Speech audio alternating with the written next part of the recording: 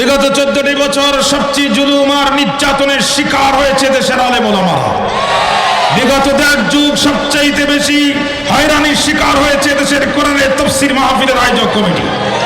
Member অনুমতি দেয়, chairman বন্ধ করে, চেয়ারম্যান অনুমতি দেয়, ওসি বন্ধ করে, ওসি অনুমতি দেয়, ডিসি বন্ধ করে, ডিসি অনুমতি দেয়, এমপি বন্ধ করে, এমপি অনুমতি দেয়, মন্ত্রী বন্ধ করে।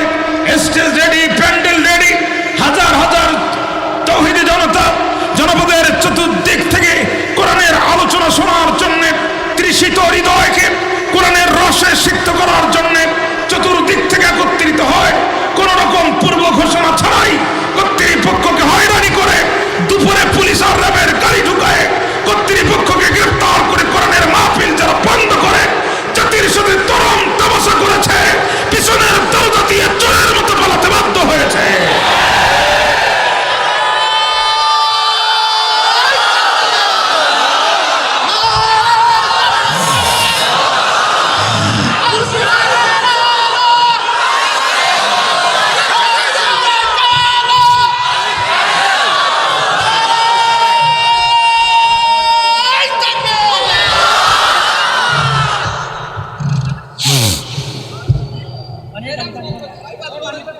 মনোযোগ আছে আমার দিকে? কথা বলেন না কেন? আমরা চেয়েছিলাম দেশ ত্যাগ। আমরা কি চেয়েছিলাম? আমরা চেয়েছিলাম পদত্যাগ। আমরা কি চেয়েছিলাম? পদত্যাগ। আল্লাহ কয় তোরা চাইতে জানিস না রে বোকা, নিচে থেকে সবকিছু দেখা যায় না। আর রহমানু আলাল আরশ ইস্তাওয়া, আল্লাহ আছে কোথায়? বিমানে যখন উঠবেন তখন গোটা সাক্ষী রেখে যেভাবে দেখতে পাবেন, নিচে থাকলে ওভাবে দেখতে পাবেন না। আমার আল্লাহ আলিমুল গায়ব, আমার আল্লাহ আলিমুম বিযাতিস সুদূর। আমার আল্লাহ প্রকাশ্য যেমন দেখে, আমার আল্লাহ প্রকাশ্য তেমন দেখে। আল্লাহ বলে বান্দা তোরা চাইতে জানিস না রে বোকা, তোরা চেয়েছিস পদত্যাগ, কিন্তু ওরা যে অপরাধ করেছে, আমার নিরপরাধ আলেমকে সন্তানের কোল থেকে তুলে নিয়ে ক্রস ফায়ারে হত্যা করেছে। আমার দিনের দায়ী যে সেই সব জীবন থেকে মৃত্যুর আগ দিন পর্যন্ত কোরআন আর হাদিসের উপর ইস্তিকামাত থেকেছে, বাতিলের কাছে মাথা নত করেনি, ওরা তাকে মিথ্যা মামলা দিয়ে কারাগারে মৃত্যুর কোলে ঢুলে পড়তে বাধ্য করেছে। ওরা বছরের পর বছর আমার নিরপরাধ গরীব তাওহীদি জনতা শুধুমাত্র আল্লাহু আকবারের আওয়াজ দেওয়ার কারণে, কোরআনের পক্ষে আন্দোলন করার কারণে ব্যবসা প্রতিষ্ঠানে আগুন জ্বালায় দিয়েছে, চাকরি থেকে সাসপেন্ড করে দিয়েছে। যুগের পর যুগ আমি আল্লাহ ছেড়ে দিয়েছি। তোরা এখন দেশ পদত্যাগ চাইলে আমি মানব না, তোরা চাষ পদত্যাগ, আমি আল্লাহ করবো দেশটা।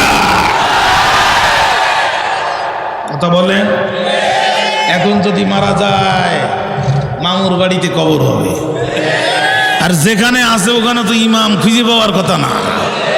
উলুধ্বনি হবে, উলুধ্বনি আর শাক বাজায় বিদায় দেওয়া, শেষ বিদায়। আর আমরা যারা কোরআনকে ভালোবেসেছি, দেশকে ভালোবেসেছি, ইমানকে মর্যাদা দিয়েছি, আমরা যারা নির্যাতনের শিকার হয়েছি, প্রকাশ্য রাজপথে গুলি খেয়েছি, বারবার ঘুরে দাঁড়িয়েছি, আমাদের ব্যক্তি সত্ত্বের জন্য নয়, চেয়ারম্যানের জন্য নয়, মেম্বারের জন্য নয়, ইউনিয়ন পরিষদের জন্য নয়, এমপিগিরির জন্য নয়, শুধু আল্লাহর কোরআনের জন্য। এই ত্যাগ তিতিক্ষা আমরা যারাই করেছি, আল্লাহ জমিনকে আমাদের জন্য উন্মুক্ত করে উপহার দিয়ে দিয়েছে। ঠিক না বেঠিক বলেন প্রিয় ভাইরা? আহা চাচা ঘুমেন না বাবা, ওদিকে বলতেছে কিন্তু শর্ট করিয়ে ঢুকে পড়তে পারে। এই ঘুমালি কিন্তু আবার শর্ট করে ঢুকে পড়ার সম্ভাবনা আছে। আপনাদের কি কষ্ট হচ্ছে না? শর্ট করে ঢুকে পড়েন না, পারলে গায়ে শর্ট করে ঢোকেন। কথা বলেন, পারলে গায়ে শর্ট করে ঢোকেন। তাওহীদি জনতা উন্মুখ হয়ে তাকিয়ে আছে।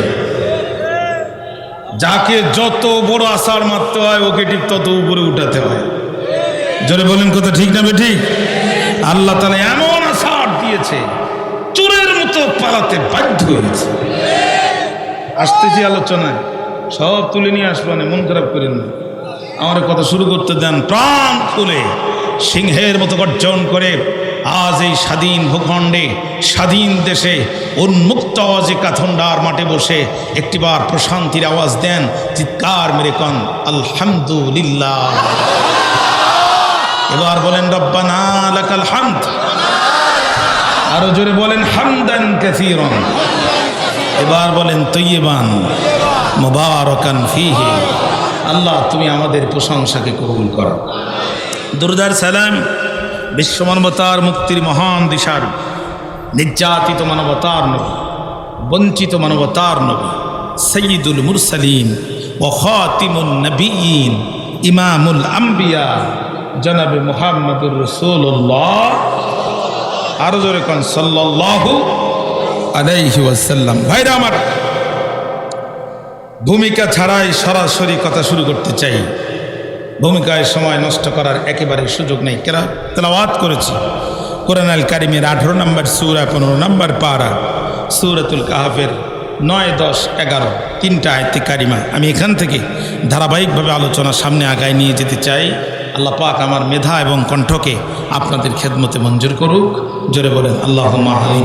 আমি বহুদিন পরে শহীদ হাসান ভাইকে বক্তৃতা শুরুর আগে বলছিলাম, ভাই কত বছর পর এই দৃশ্য, আপনি আমাকে দাওয়াত করতেন, আমি এলাকায় আসতাম, আপনি পাশে বসে থাকতেন, আমি হজ করতাম। দীর্ঘ একটি যুগ ধরে আজ যারা বাড়ি ছাড়া করেছিল, তাড়া করেছিল যারা, আজ নিজেরাই পালাচ্ছে তারা, আর মজলুম হয়েছিল যারা, আজ প্রকাশ্যে শান্তির বাতাসে ঘুরে বেড়াচ্ছে তারা। আল্লাহর কোরআনকে যারা বাধা দিয়েছে, এই জমিনকে আল্লাহ তাআলা তাদের জন্য অনিরাপদ করে তুলেছে। জোরে বলেন কথা ঠিক না ঠিক? আমার ভাইরা, আমার বন্ধুরা, কাহাফ শব্দের অর্থ হচ্ছে আল গারু ফিল জাবাল, পাহাড়ের গুহা। পাহাড়ের গুহা। গর শব্দের অর্থ হচ্ছে গুহা।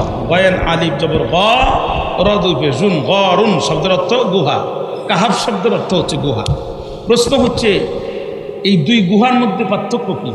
উত্তর দিয়েছেন মুহাম্মদ আলী আস-সাবুনী, মুফাসসিরে কোরআন, তার বিখ্যাত তাফসীর, তাফসিরে সফাতুত তাফাসির, সফাতুত তাফাসিরের দ্বিতীয় খণ্ডে মুহাম্মদ আলী আস-সাবুনী রাহমাতুল্লাহ আলাইহি বলেন, ফাআম্মাল কাহফু আন-নাকবুল মুত্তাসি ইযা লাম ইয়াত্তাসি ফাহুয়া গার।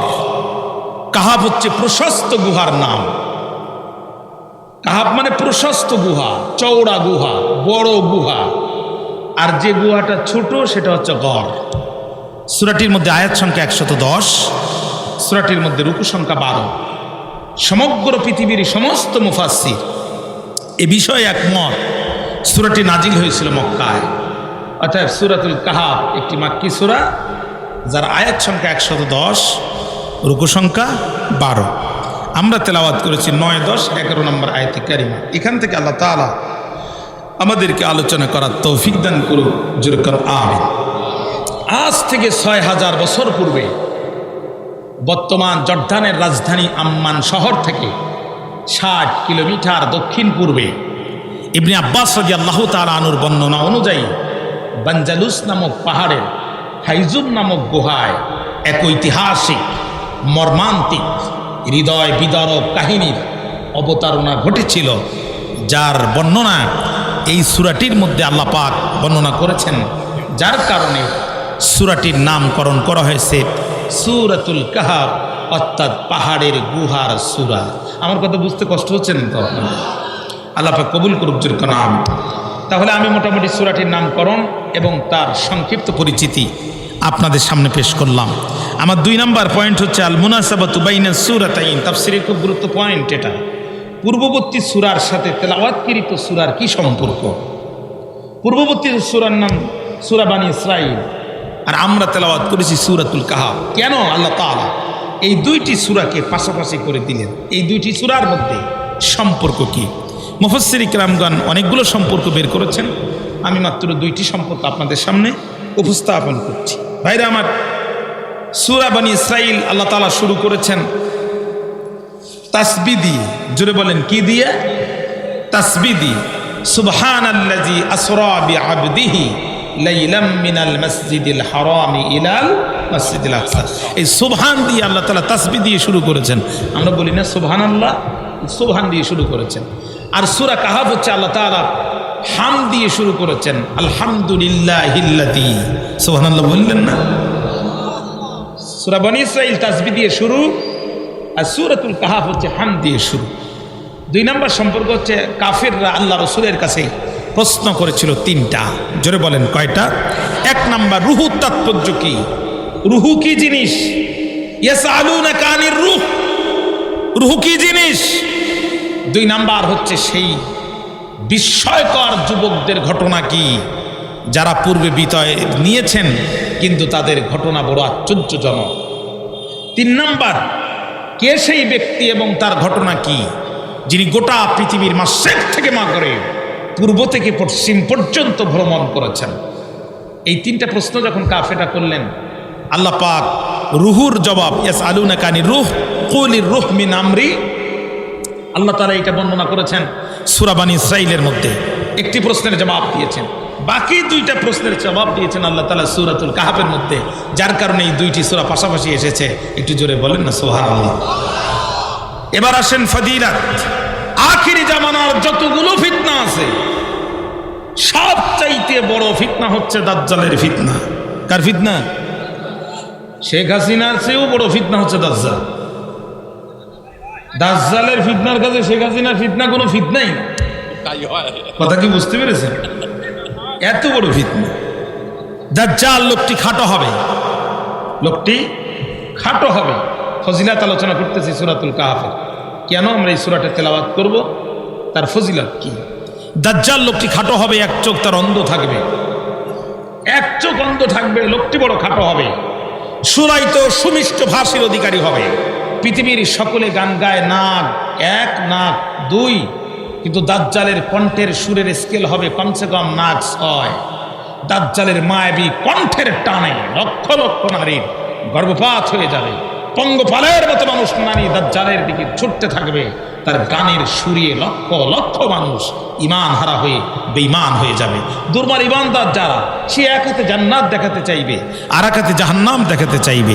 দুর্বল ইমানদার যারা, দাজ্জালের কথায় ইমান হারা হয়ে যাবে তারা। আর যারা শক্ত ইমানদার, তারা দাজ্জালকে চিনতে পারবে।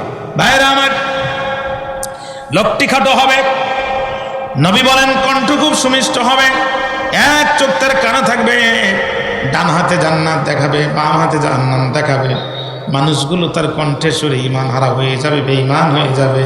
কিন্তু এই কঠিন দিনে দুনিয়ার জীবনে যারা প্রত্যেক দিন সূরা কাহফ তেলাওয়াত করবে, শুধু তাই নয়, সূরা কাহফের প্রথম 10টি আয়াত যারা মুখস্থ করবে, ক্বালা নবী সাল্লাল্লাহু আলাইহি ওয়াসাল্লাম মান হাফিজা 10 আয়াতান মিন আউয়ালি সূরাতিল কাহফি, নবী আমার বলেন, যেই ব্যক্তি সূরা কাহফের প্রথম 10টি আয়াত মুখস্থ করবে, আসামা মিনাদ দাজ্জাল, দাজ্জালের ফিতনা থেকে আমার আল্লাহ তারে রক্ষা করবে।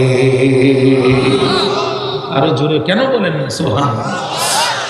আপনার আমার নবী মুহাম্মদুর রাসূলুল্লাহ সাল্লাল্লাহু আলাইহি ওয়াসাল্লাম বলেন, মান ক্বারা সূরাতুল কাহফ, যেই ব্যক্তি নিয়মিত সূরা কাহফকে তেলাওয়াত করবে, যেই ব্যক্তি সূরা কাহফকে তেলাওয়াত করবে, কোন দিন?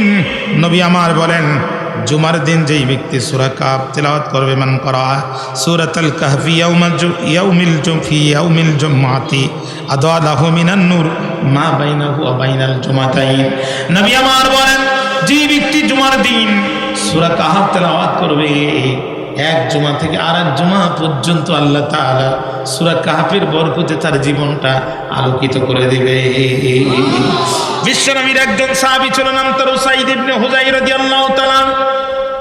আল্লাহর নবী সাহাবী উসাইদ একদিন ঘরের মধ্যে সূরা কাহফের তেলাওয়াত করতেছিল, যখন চতুষ্পাদ জন্তু জানোয়ারগুলো চারিদিকে ছোটাছুটি করতেছে, তখন চতুষ্পাদ জন্তুগুলো ছোটাছুটি করানো, তখন হযরত উসাইদ বড় ভয় পেয়ে গেলে, তখন উসাইদ বাইরে আসার পরে আকাশের দিকে লক্ষ্য করে, এরপরে দেখে মেঘমালা গোটা বাড়িটিকে আছে ছায়াদান করে। নবীজির খেদমতে হাজির হয় বিশ্বনবী সাহাবী হযরত উসাইদ ইবনে হুযাইর রাদিয়াল্লাহু তাআলা আনহু বললেন, ইয়া রাসূলুল্লাহ, আমি ঘরের মধ্যে সূরা কাহফ তেলাওয়াত করতেছিলাম, যখন আমার ঘরে জীবজন্তুগুলো, চতুষ্পদ প্রাণীগুলো পাগলা ঘোড়ার মতো ছোটাছুটি করতে লাগলো। ভয় পেয়ে আমি বাইর হলাম, আকাশের দিকে লক্ষ্য করে দেখলাম আকাশের মেঘমালা আমার টোটাল বাড়িটিকে ছায়া দিয়ে আছে। ওগো নবীজি, আমি তো বড় ভয় পেয়ে গেছি। আল্লাহ রাসূল বললেন, উসাইদ রে, ইকরা ফুলান ফাইন্না সাকিনাতুন তানাজ্জালাত ইনদাল কুরআনি আও তানাজ্জালাত লিল কুরআন।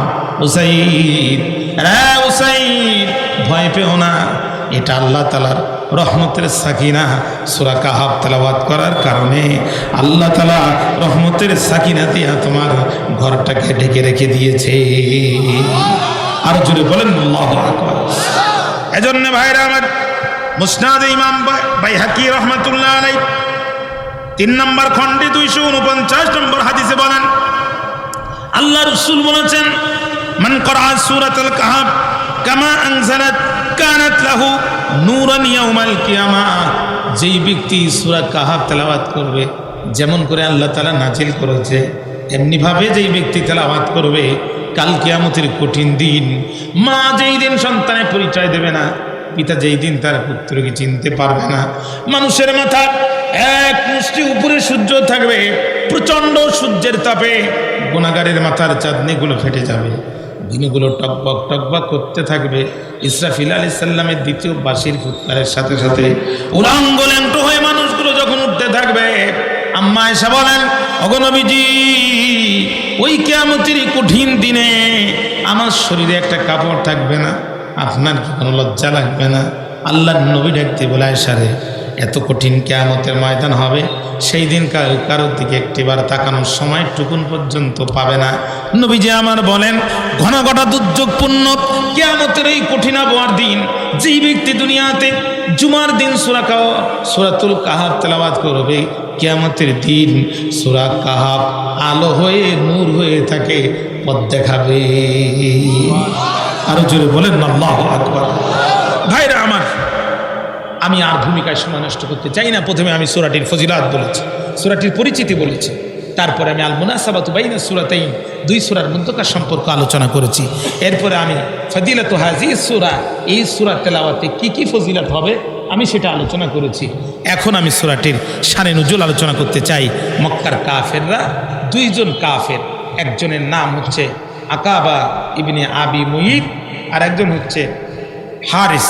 এই 2 জনকে মদিনার ইহুদিদের কাছে পাঠালো। নাজার ইবনে হারিস 2 জনকে পাঠালো বুদ্ধি নিতে ইহুদিদের কাছে, কোরআন কেমনে বন্ধ করা যায়। তাহলে আগে কোরআন বন্ধ করতো যারা কাফের ছিল তারা, আজও মুসলমান দিয়ে কোরআনের মাহফিল বন্ধ করার চক্রান্ত করে যারা, বাইরে মুসলমানের পরিচয় দিয়ে অন্তরে কুফরি লালন করে তারা। জোরে বলেন, কথা ঠিক না ঠিক? ওরা যে ইহুদিদের কাছে যেয়ে বলছে, আমাদের বাঁচাও, বলছে কি হয়েছে তোমাদের? কয়, আমাদের আব্দুল্লাহর বেটা মুহাম্মদ নবী দাবি করেছে, এখন সে যে সত্য নবী এটা বুঝবো কেমনে, আমাদেরকে বাঁচাও। কয়, তার কাছে প্রশ্ন করো 3টা। জোরে বলেন কয়টা? 1 নাম্বার রুহুর তাৎপর্য কি, তার কাছে জিজ্ঞাসা করো। 2 নাম্বার সেই যুবক কারা যাদের ঘটনা অত্যন্ত বিস্ময়কর, সেই যুবকগুলোর ঘটনা কি। আর 3 নাম্বার হচ্ছে কে সেই ব্যক্তি যে পৃথিবীর পূর্ব থেকে পশ্চিম পর্যন্ত গোটা পৃথিবী পরিভ্রমণ করেছেন। কাফেররা এসে নবীকে প্রশ্ন করলো, যখন আল্লাহ রসুল বললেন তখন আগামীকাল তোমাদের প্রশ্নের জবাব দিব, কিন্তু নবীজি ইনশাআল্লাহ বলতে ভুলে গিয়েছিলেন। ইনশাআল্লাহ তিনি বলেন নাই। প্রিয় ভাইরা, ইনশাআল্লাহ যখন বলেন নাই, অনেক দিন ব্যাপী, তখন আর বেশ কিছুদিন ব্যাপী জিবরিল আমিনও আসছেন না, প্রশ্নের জবাব রসুল দিতে পারছেন না। ইতিমধ্যে কাফেররা বানোয়াট কথা রটাতে লাগলো, আব্দুল্লাহর বেটা মুহাম্মদ যে নিজেকে নবী দাবি করে, প্রশ্নের জবাব দিতে পারে না, সে কেমনে নবী হয়? নবী সাহাবীরা বড় কষ্ট পেল, আল্লাহর রসুলও খুব ব্যথিত হলেন। এমন সময় আল্লাহ ডাকতে বলে, জিবরিল আর করিস না দেরি, আমার নবীর কাছে চলে যা তাড়াতাড়ি। ওরা আমার নবীকে প্রশ্ন করে উত্তর জানতে চায়, আমি আল্লাহ আমার নবীর পক্ষে সরাসরি ওদের প্রশ্নের জবাব। ইব্রাহিম আলাইহিস সালামের মতো জীবন্ত পয়গম্বরকে অগ্নি কুণ্ডে নিক্ষেপ করতে পারে কি জাতের জালেম হলে পরে স্বৈরাচার, নিজের দেশের মানুষের ট্যাক্সের টাকা দিয়ে কেনা অস্ত্র দিয়ে, নিজের দেশের মানুষের ট্যাক্সের টাকা দিয়ে কেনা হেলিকপ্টার দিয়ে, নিজের দেশের মানুষের আকাশের উপর থেকে গুলি করে নবজাতক শিশু পর্যন্ত ক্ষমতার লোভে হত্যা করতে পারে। এটা কি জাতের জালেম হলে পরে এই কাজ করতে পারে?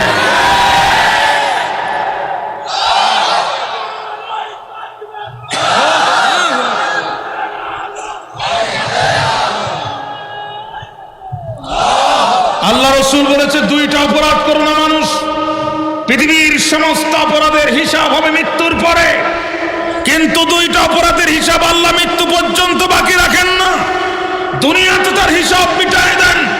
একটা হচ্ছে আলোকুপ, পিতামাতার সাথে বেয়াদবি, আর একটা হচ্ছে জুলুম, অত্যাচার। আজ পর্যন্ত কোন জালেমকে আল্লাহ মাথা উঁচু করে পৃথিবী থেকে বিদায় নিতে দেন নাই। জাতির উপরে যারা জুলুম করেছে, প্রত্যেক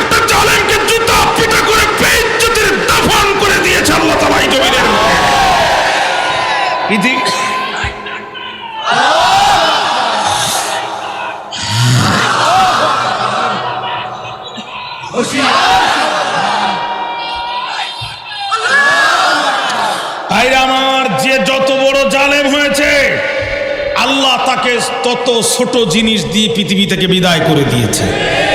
আচ্ছা, পানিতে ডুবে মরে ছোট বাচ্চারা, শিয়ানা হওয়ার পরে, বড় হওয়ার পরে কেউ কি পানিতে ডুবে মরে? ফেরাউনকে আল্লাহ তাআলা পানিতে ডুবায় মারছে ছোট বাচ্চাদের মতো। কথা বলেন না কেন? ও পানি খাচ্ছে আর তখন বলতেছে মুসার খোদা, মুসার খোদা, আমানতু বিরব্বি মুসা। জিবরিল আমিন বলতেছে ইয়া রাসূলুল্লাহ মুহাম্মদ সাল্লাল্লাহু আলাইহি সাল্লাম, আপনি তো ওখানে ছিলেন না, আমি ওখানে ছিলাম। আমি যখন দেখলাম যে এক ঢোক পানি খেয়ে বলতেছে মুসার রবের প্রতি ঈমান আনলাম, চিন্তা করলাম পানি যদি আর এক ঢোক কায়দা মতো খায় ও তো আল্লাহকে বলে ফেলবে তুমি আমার রব, মাফ করে দাও সব। আল্লাহর রহমতের দরজায় কড়া নাড়বে, আল্লাহর রহমতের দরজায় ঢেউ উঠে যাবে, আল্লাহ ওরে মাফ করে দেবে। ও যাতে তুমি আমার রব এই কথাটা না বলতে পারে, আমি সমুদ্রের তলের বালি আর কাঁধে এক জায়গায় করে মুখের ভিতরে ঢুকায় দিলাম। ও সাগরের ঢেউয়ের ভিতরে কায়দে শুয়ে গেল। পৃথিবীর কত বড় জালেম ফিরআউন, সে জালেমকে আল্লাহ তাআলা ডুবায় মারছে। কত বড় জালেম নমরুদ, আল্লাহ তাআলা জুতা পিটা করে বিদায় করে দিয়েছে। 15 বছর ধরে জুলুম করেছে, পিছনের দরজা দিয়ে চোরের মতো পালাতে বাধ্য হয়েছে, বাধ্য হয়েছে, বাধ্য হয়েছে।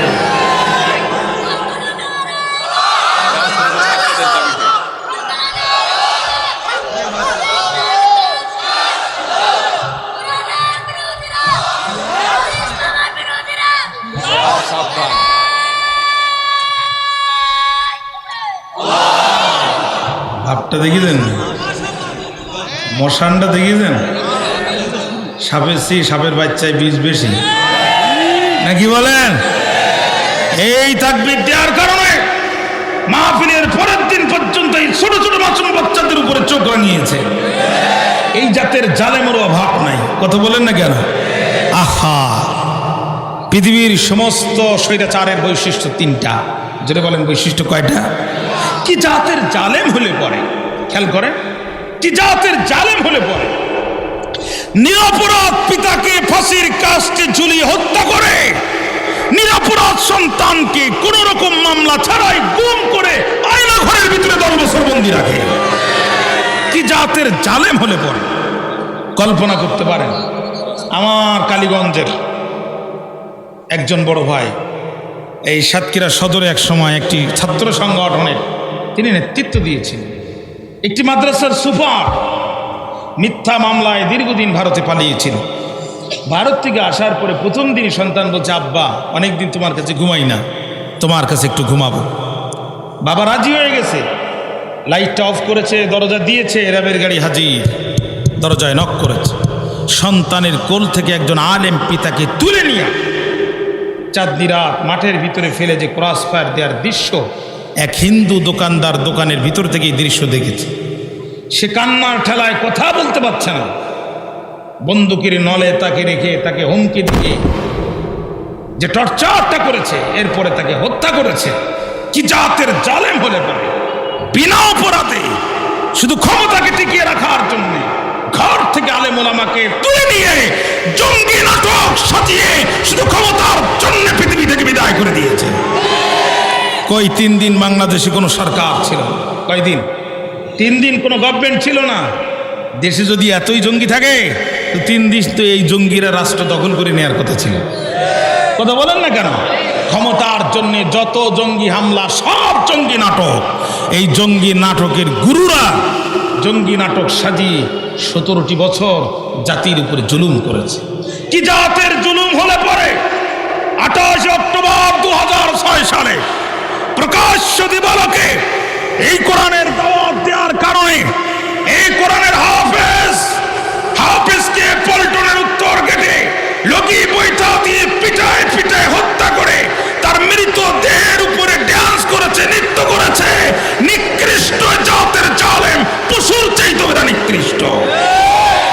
আজকের এই মাহফিলের শুরুতে আমি তত্ত্বাবধায়ক বিপ্লবী সরকারের প্রধান উপদেষ্টা ডক্টর ইউনূসকে বলতে চাই, আপনি কিন্তু বঙ্গোপসাগর দিয়ে বানের জোয়ারে ভেসে রাষ্ট্রের আসনে বসেন নাই, আপনি আমাদের বুকের তাজা রক্তের উপর দিয়ে ভেসে ক্ষমতায় বসেছেন।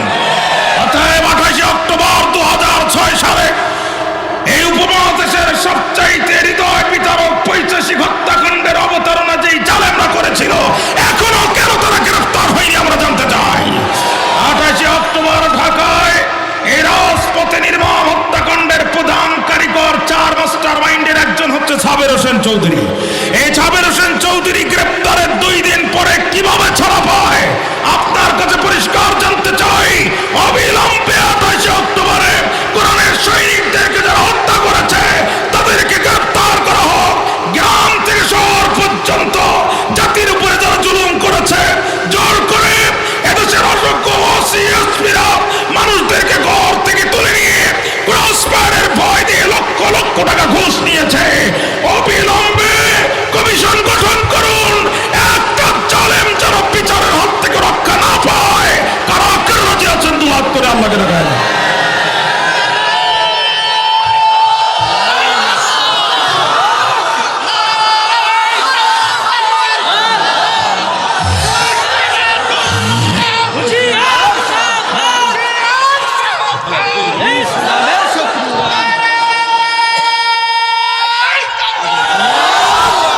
আমার ভাইরা, আবরার ফাহাদের কথা আপনারা কি ভুলে গেছেন? আবরার ফাহাদের কথা কি আপনারা ভুলে গেছেন প্রিয় ভাইরা? আবরার ফাহাদের কথা ভুলে গেছেন?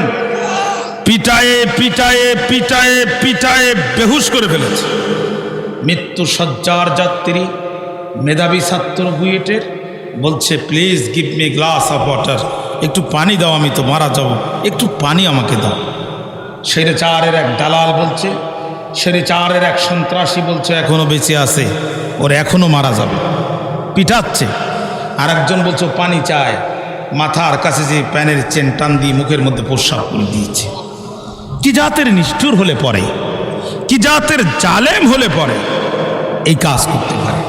ক্ষমতায় টিকে থাকার জন্যে একদিকে বলতেছে স্বজন হারানোর ব্যথা আমি বুঝি, আমার মতো আর কিটা বুঝে,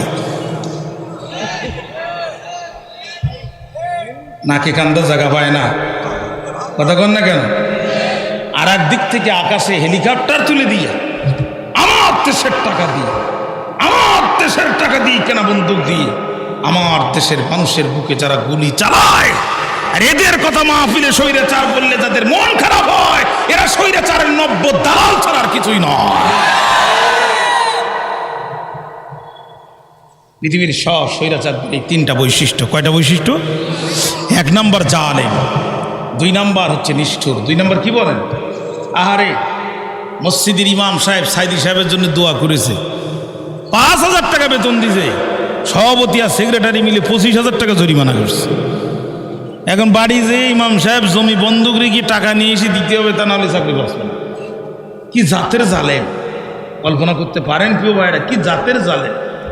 জুলুমের তো একটা সীমা রেখা থাকা উচিত। 2 নম্বর নিষ্ঠুর, আর 3 নম্বর হলো মূর্তি পুজো। প্রত্যেকটা অফিসে নিজের মূর্তি, নিজের বাপের মূর্তি, কথা বলে না?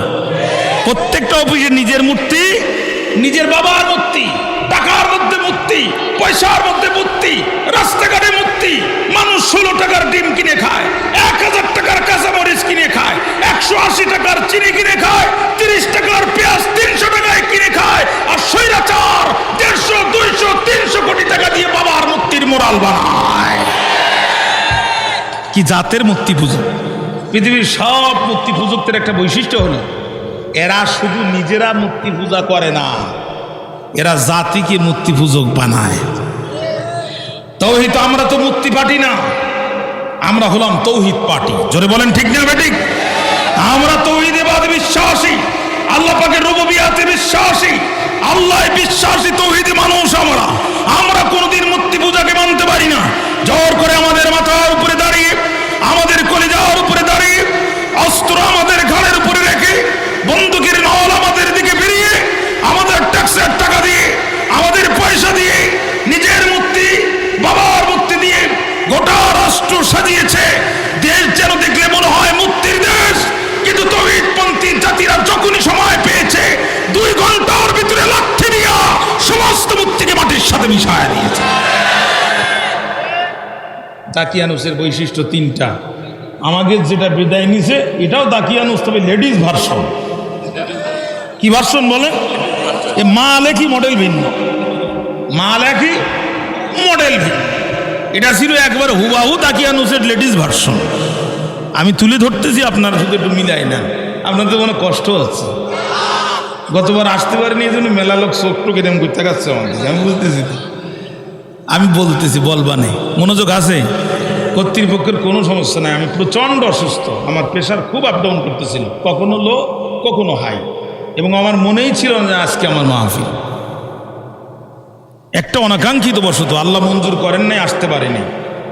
তাছাড়া তারেক ভাই এবং যারা আসে তাদের আন্তরিকতার কোনো ঘাটতি নেই, এবং আমি যে আসতে পারিনি তারা আমাকে একটা বড় কথা, একটা জোরে পর্যন্ত কথা বলেনি, যার কারণে আমি শহীদ হাসান ভাই ফোন করার সাথে সাথে নিজে টেলিফোন তাদেরকে করে আমি ডেট দিয়েছি। তারেক ভাই, আপনাকে আমি নিজে টেলিফোন করে ডেট দিছি না? এবং আমি 78 দিনের সফর নিয়ে উত্তরবঙ্গে ঢুকেছি গত 14 তারিখে, টানা 78 দিন। আমি শুধুমাত্র এই প্রোগ্রামটা রাখার জন্যে আরেকটি প্রোগ্রাম দিয়েছি গতকাল সাতক্ষীরা শহরে, আর আজকে এখানে, শুধুমাত্র এই প্রোগ্রামটা রক্ষা করার জন্য। প্রিয় ভাইরা, আমি আপনাদেরকে অন্তর থেকে ভালোবাসি। আর এই কাথনটা হচ্ছে ইসলামী আন্দোলনের প্রাণ পুরুষের ভূখণ্ড। এইটা জোরে বলেন ঠিক না বেঠিক? বন্ধুরা আমার, চলেন সামনে যাই, কথা আগাতে হবে, অনেক কথা বলতে হবে। বহুদিন আমরা ময়দানে কথা বলতে পারি নাই, আমাদের টুটি চেপে ধরেছে, আমাদেরকে কথা বলার সুযোগ দেয় নাই, কিন্তু আমাদের আন্তরিকতার কোনো ঘাটতি ছিল না। আমি মাঠায় ময়দানে সোজাসুজি অ্যাঙ্গেলে যেভাবে আপনাদেরকে বোঝানোর চেষ্টা করেছি, 15টি বছর ধরে আমরা ওপেনে এ ময়দানে কাজ করেছি। আমাদের যেটা বিদায় এনেছে এটা দাকিয়ানুস, হুবাহু দাকিয়ানুস, তবে মডেলটা লেডিস, মাল একই, মডেল ভিন্ন। খেয়াল করেন, 3টা বৈশিষ্ট্য: 1 নাম্বার জালেম, 2 নাম্বার নিষ্ঠুর, 3 নাম্বার হচ্ছে মূর্তি পূজক। এরা মূর্তি পূজারী, যে যার সাথে একমত সে তার উম্মত। মূর্তি বানায় যারা, নমরুদের উম্মত তারা। আর মূর্তির বিরুদ্ধে সংগ্রাম করে যারা, ইব্রাহিম আলাইহিস সালামের জাতীয় সন্তান তারা। আমরা মূর্তি পূজক হতে পারি না।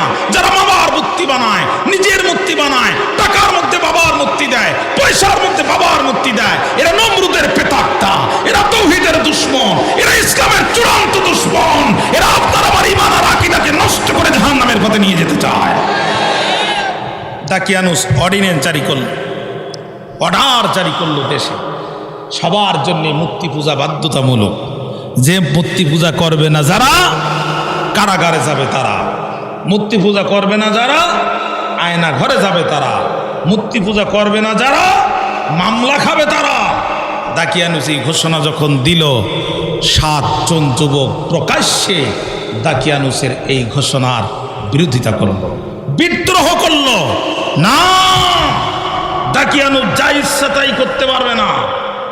আমরা রব্বুনা রব্বুস সামাওয়াতি ওয়াল আরদ, আমাদের রব তো তিনি, আসমানের রব যিনি, আমাদের রব তো তিনি, জমিনের রব যিনি, আমাদের রব তো তিনি, বৃষ্টি প্রদান করেন যিনি, আমাদের রব তো তিনি, ফসল দেন যিনি, আমাদের রব তো তিনি, জীবন দেন যিনি, আমাদের রব তো তিনি, চিরঞ্জীব যিনি, আমাদের রব তো তিনি, ঘুমান না যিনি, আমাদের রব তো তিনি, মৃত্যু প্রদান করবেন যিনি, আমাদের রব তো তিনি, কিয়ামতের দিন উঠাবেন যিনি, আমাদের রব তো তিনি, হিসাব নেবেন যিনি।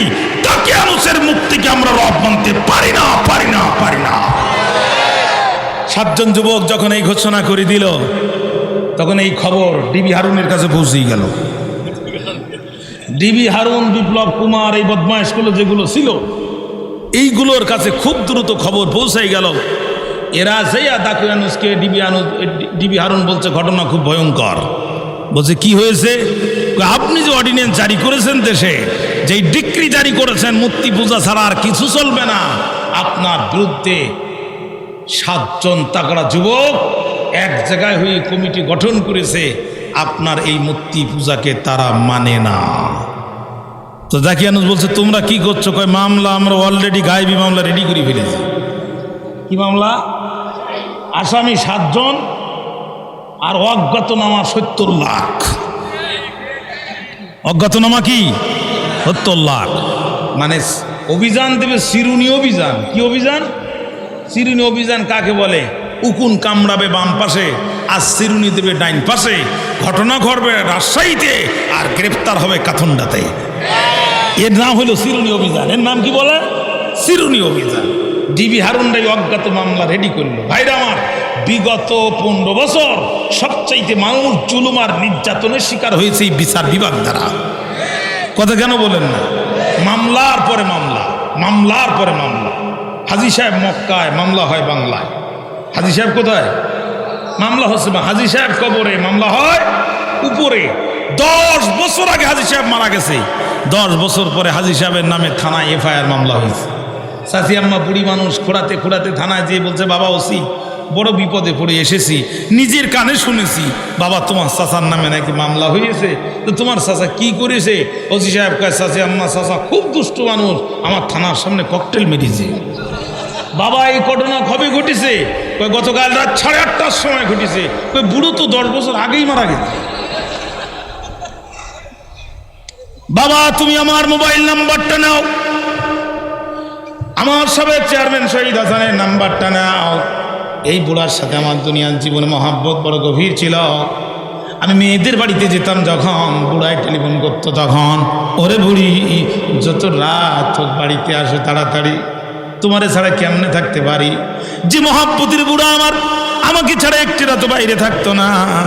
10 বছর আগে গেল কবরে, মাত্র 2 বার উঠলো উপরে, একবার নির্বাচনের সময় আর একবার তোমার থানার সামনে ককটেল মারার সময়। বাবা পরিস্থিতি যা সৃষ্টি হচ্ছে, মাঝে মাঝে বুড়া আবার উঠতেও পারে। এবার যদি বুড়া কোনোদিন ওঠে, তোমাকে রিমান্ডে নেওয়া লাগবে না, শুধু বুড়াকে ধরে আমার কাছে একটু জমা দিবা। আমি কাপড়ের কাপড়টা ধরে একটাবার ঝাঁকি দিয়ে শুধু জিজ্ঞাসা করতে চাই, বুড়ারে 10 বছর আগে মহাব্বত ফেলে চলে গেলে কবরে, ও বুড়াহার আমি কবর থেকে উঠে তুমি ভোট দেওয়ার সময় পাও, কবর থেকে উঠে থানার সামনে ককটেল মারার সময় পাও, আমার সাথে একটাবার দেখা করার সময় তোমার হয় না। বাইরে জানতে চাই, শহীদে সালের আমলে এমন মামলা ছিল কি ছিল না? আমি মাঝে মাঝে বলি, সিঙ্গাপুরে জুতা পালিশ করার মসজিদ পাওয়া যায়, ডিজিটাল মেশিন আছে, জুতা ঢুকাই দিবেন, জুতা পালিশ হয়ে বাইর হবে, ভিতরে ডলার দিয়ে দিবেন। বাংলাদেশের মানুষ যে যখন জুতা ঢুকাই দিয়েছে, জুতা পালিশ হয়ে বাইর হয়ে গেছে, বাংলাদেশের মানুষ দেখে টাকা নেওয়ার লোক নাই, সাথে সাথে থুতু আবিষ্কার করে ফেলছে, যেখানে মানুষ নাই ওখানে টাকা দেওয়া জায়েজ নেই। এখন বাঙালি শুধু জুতা ঢুকায়, পালিশ হয়ে বাইর হয়, পায়ে দিয়ে হেঁটে যায়, একটা টাকাও দেয় না। এই কোম্পানিগুলোর মালিক যারা, মাস শেষে বক্সগুলো ওপেন করে দেখলো, তারা জুতা পালিশ হলো 30,000 জোড়া, মাগার ভিতরে মাল নাই। এ কাম করলো কারা?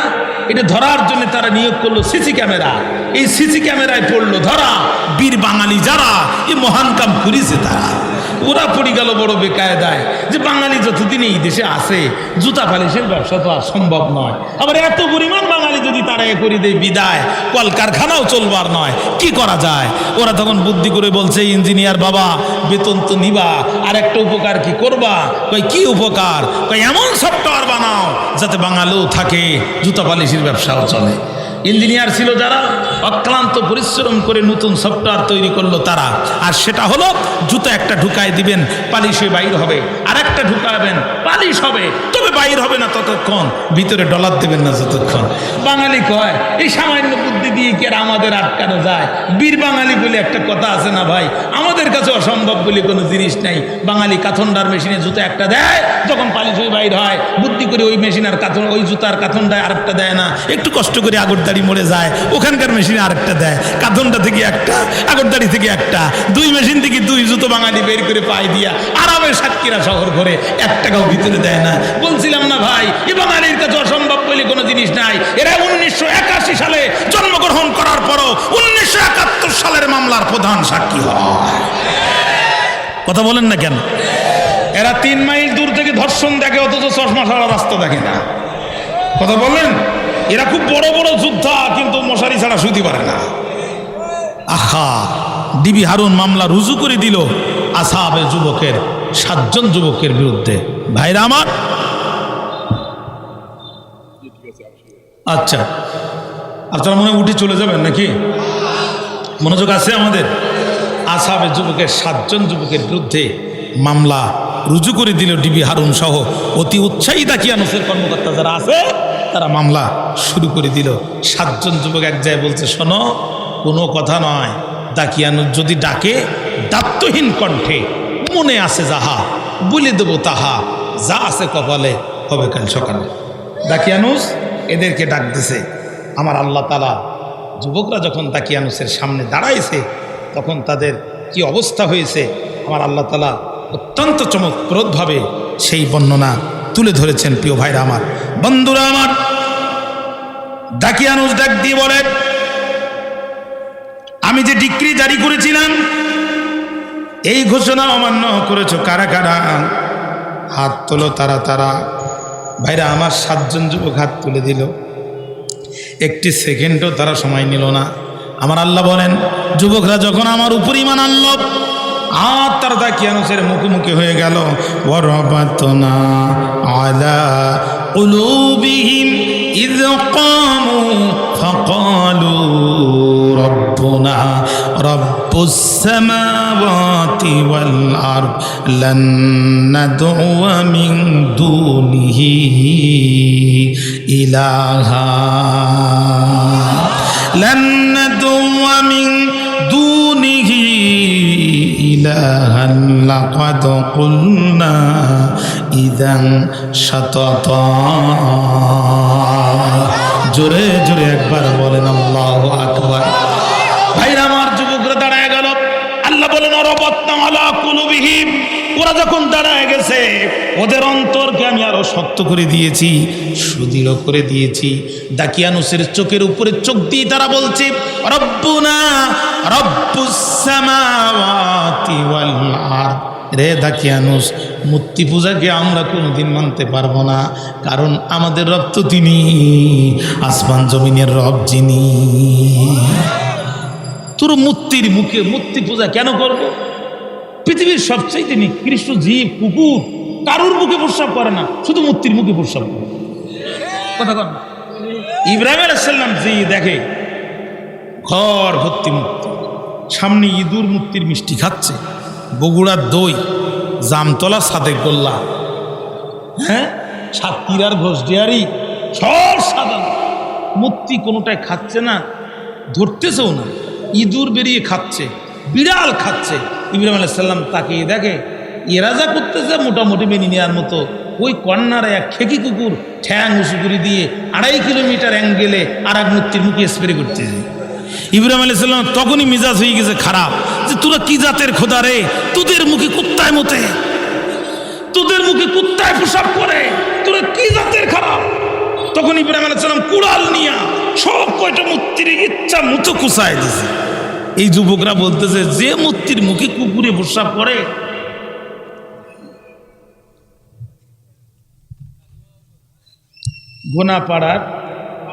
গোনাপাড়ার হারান ভাইয়ের স্ত্রী ইন্তেকাল করেছেন। ইন্না লিল্লাহি ওয়া ইন্না ইলাইহি। নিকটতম কেউ থাকলে বাড়ি চলে যাওয়ার জন্য বলা হচ্ছে। আল্লাহ পাক এই মরহুমার জীবনে গুনাহ মাফ করে দিন। যে কোনো সময় আপনার আমার মৃত্যুর আওয়াজ চলে আসতে পারে। আপনাদের মনে বিরক্ত হয়ে গেছেন? আমি কি আর 2-10 মিনিট 15 মিনিট বলবো? মনোযোগ আছে আপনাদের? একটু আওয়াজ করেন তো আল্লাহু আকবার। আরো জোরে আওয়াজ দেন আল্লাহু আকবার। দিয়ে হুঙ্কার করে চিৎকার আর একবার আওয়াজ দেন আল্লাহু আকবার। যুবকরা বলছে, আমাদের রব তো তিনি, রব্বুস সামাওয়াতি ওয়াল আরদ, আসমান জমিনের রব যিনি। জোরে কর না সুবহানাল্লাহ। এবার দাকিয়ানুস দিচ্ছেন, এদের পিতামাতা কোথায়? এদের কোথায় তো রাজাকার ঘেরান পাওয়া যায়? এদের পিতামাতাকে ডাকা হলো, থামা, কি হুমকি? তোমরা যুদ্ধ অপরাধী, তোমরা রাজাকার, তোমাদেরকে অবিলম্বে ফাঁসির কাস্টে ঝোলানো হবে। কত ধরনের হুমকি দিচ্ছে, মানে স্বৈরাচারদের চাপায় তো জোর বেশি। ট্রেন লাইনে 3 জন লোক কাটা পড়ে গেছে, এক প্রতীক দৌড়ায় থানায় দিয়ে বলছে, স্যার 2 জন মানুষ মরিয়েছে আর একজন স্বৈরাচারের দালাল মরিয়েছে। তো বলছে, 2 জন মানুষ আর একজন স্বৈরাচারের দালাল, তুই বুঝলে কেমনে? বলছে, যেটা স্বৈরাচারের দালাল দেখেন ওর হাত কেটে গেছে, পা কেটে গেছে, মাজা কেটে গেছে, কিন্তু ওর মুখের কিচ্ছু হয়নি, ও চাপা ঠিক আছে, ওইটাই স্বৈরাচারের দালাল। এদের তো হুমকি শেষ নেই। কথা বলেন না কেন? 7 যুবককে বলছে, তোমরা নিষিদ্ধ। কি বলছে?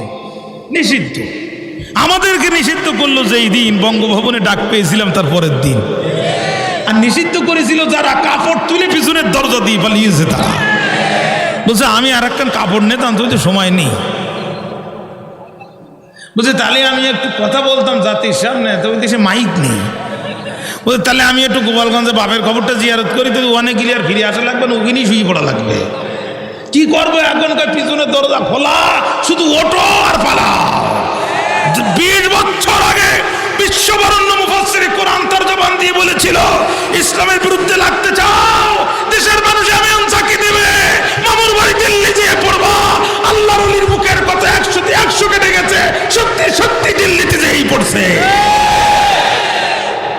না বেঠিক বলে? 7 যুবক দাঁড়িয়ে বললো, কোনো কথা নয়, রব্বুনা রব্বুস সামাওয়াতি ওয়াল আরদ, আমাদের রব তিনি আসমান জমিনের মালিক যিনি। বলছে তোদের হাতে সময় 3 দিন। তোদের হাতে কি সময়? 3 দিন।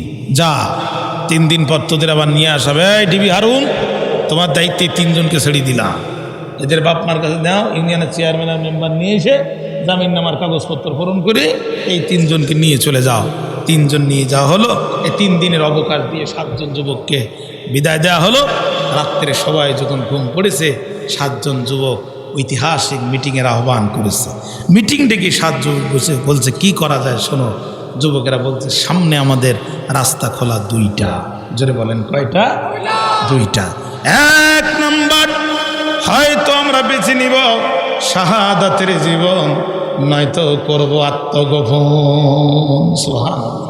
সামনে আমাদের রাস্তা 2টা, হয়তো শাহাদাত নয়তো আত্মগোপন। এই 2টা পয়েন্টে আমি কিছুক্ষণ কথা বলবো। ভাইরা আমার, যুবকেরা বলল ভয় নাই, ভয় নাই, শাহাদাতের জীবনকে মেনে নেব, দাখিয়ানুচের ফাঁসির কাস্টে ঝুলব, রক্ত মাখা জুব্বা নিয়ে কাল কিয়ামতের দিন উঠব, নবীদের আগে আমরা আল্লাহর জান্নাতে চলে যাব। কিয়ামতের দিন আল্লাহ রাব্বুল আলামিন গোটা পৃথিবীর মানুষদেরকে লোহার তামার ব্যারিকেড চতুর্দিকে দিয়া নিজেকে জব্বার আর কাহার রূপ ধারণ করে আল্লাহ যখন হুঙ্কার দিতে থাকবে, ইব্রাহিম আলাইহিস সালামের মতো পয়গম্বররা নাফসি নাফসি করতে থাকবে, মুসা আলাইহিস সালামের মতো পয়গম্বর সিনিয়র অ্যাডভোকেটরা থরথর করতে কাঁপতে থাকবে, নূহ আলাইহিস সালামের মতো সবচেয়ে বেশি দিন দাওয়াত দেয়া পয়গম্বররা সেই দিন ভয়ে তটস্থ হবে। কিন্তু এক শ্রেণীর যুবকেরা দাঁড়াবে, বৃদ্ধরা দাঁড়াবে, মধ্যবয়স্করা দাঁড়াবে, তারা কাউকে ভয় করবে না, তারা মাথা উঁচু করে আল্লাহর সামনে ড্যামকে আর কিছুই ভয় করি না এমন একটা ভাব দেখায় লাইন ধরে আল্লাহর সামনে দিয়ে জান্নাতের দিকে চলে যাবে। আল্লাহ ডাক দিয়ে বলবে তখন, তোমরা কারা? দাঁড়াও, একটিবারের জন্য দাঁড়াও, তোমাদের পরিচয়টা দাও, কারা তোমরা? তখন তারা জবান করে বলবে, আল্লাহ আমরা তো তারা দুনিয়ার জমিনে দিন কায়েমের প্রয়োজনে তোমার ওহির বিধানের আহ্বানে নিজেদের জীবনকে রাজপথে দিয়েছিলাম যারা, আল্লাহ আমরা তো তারা।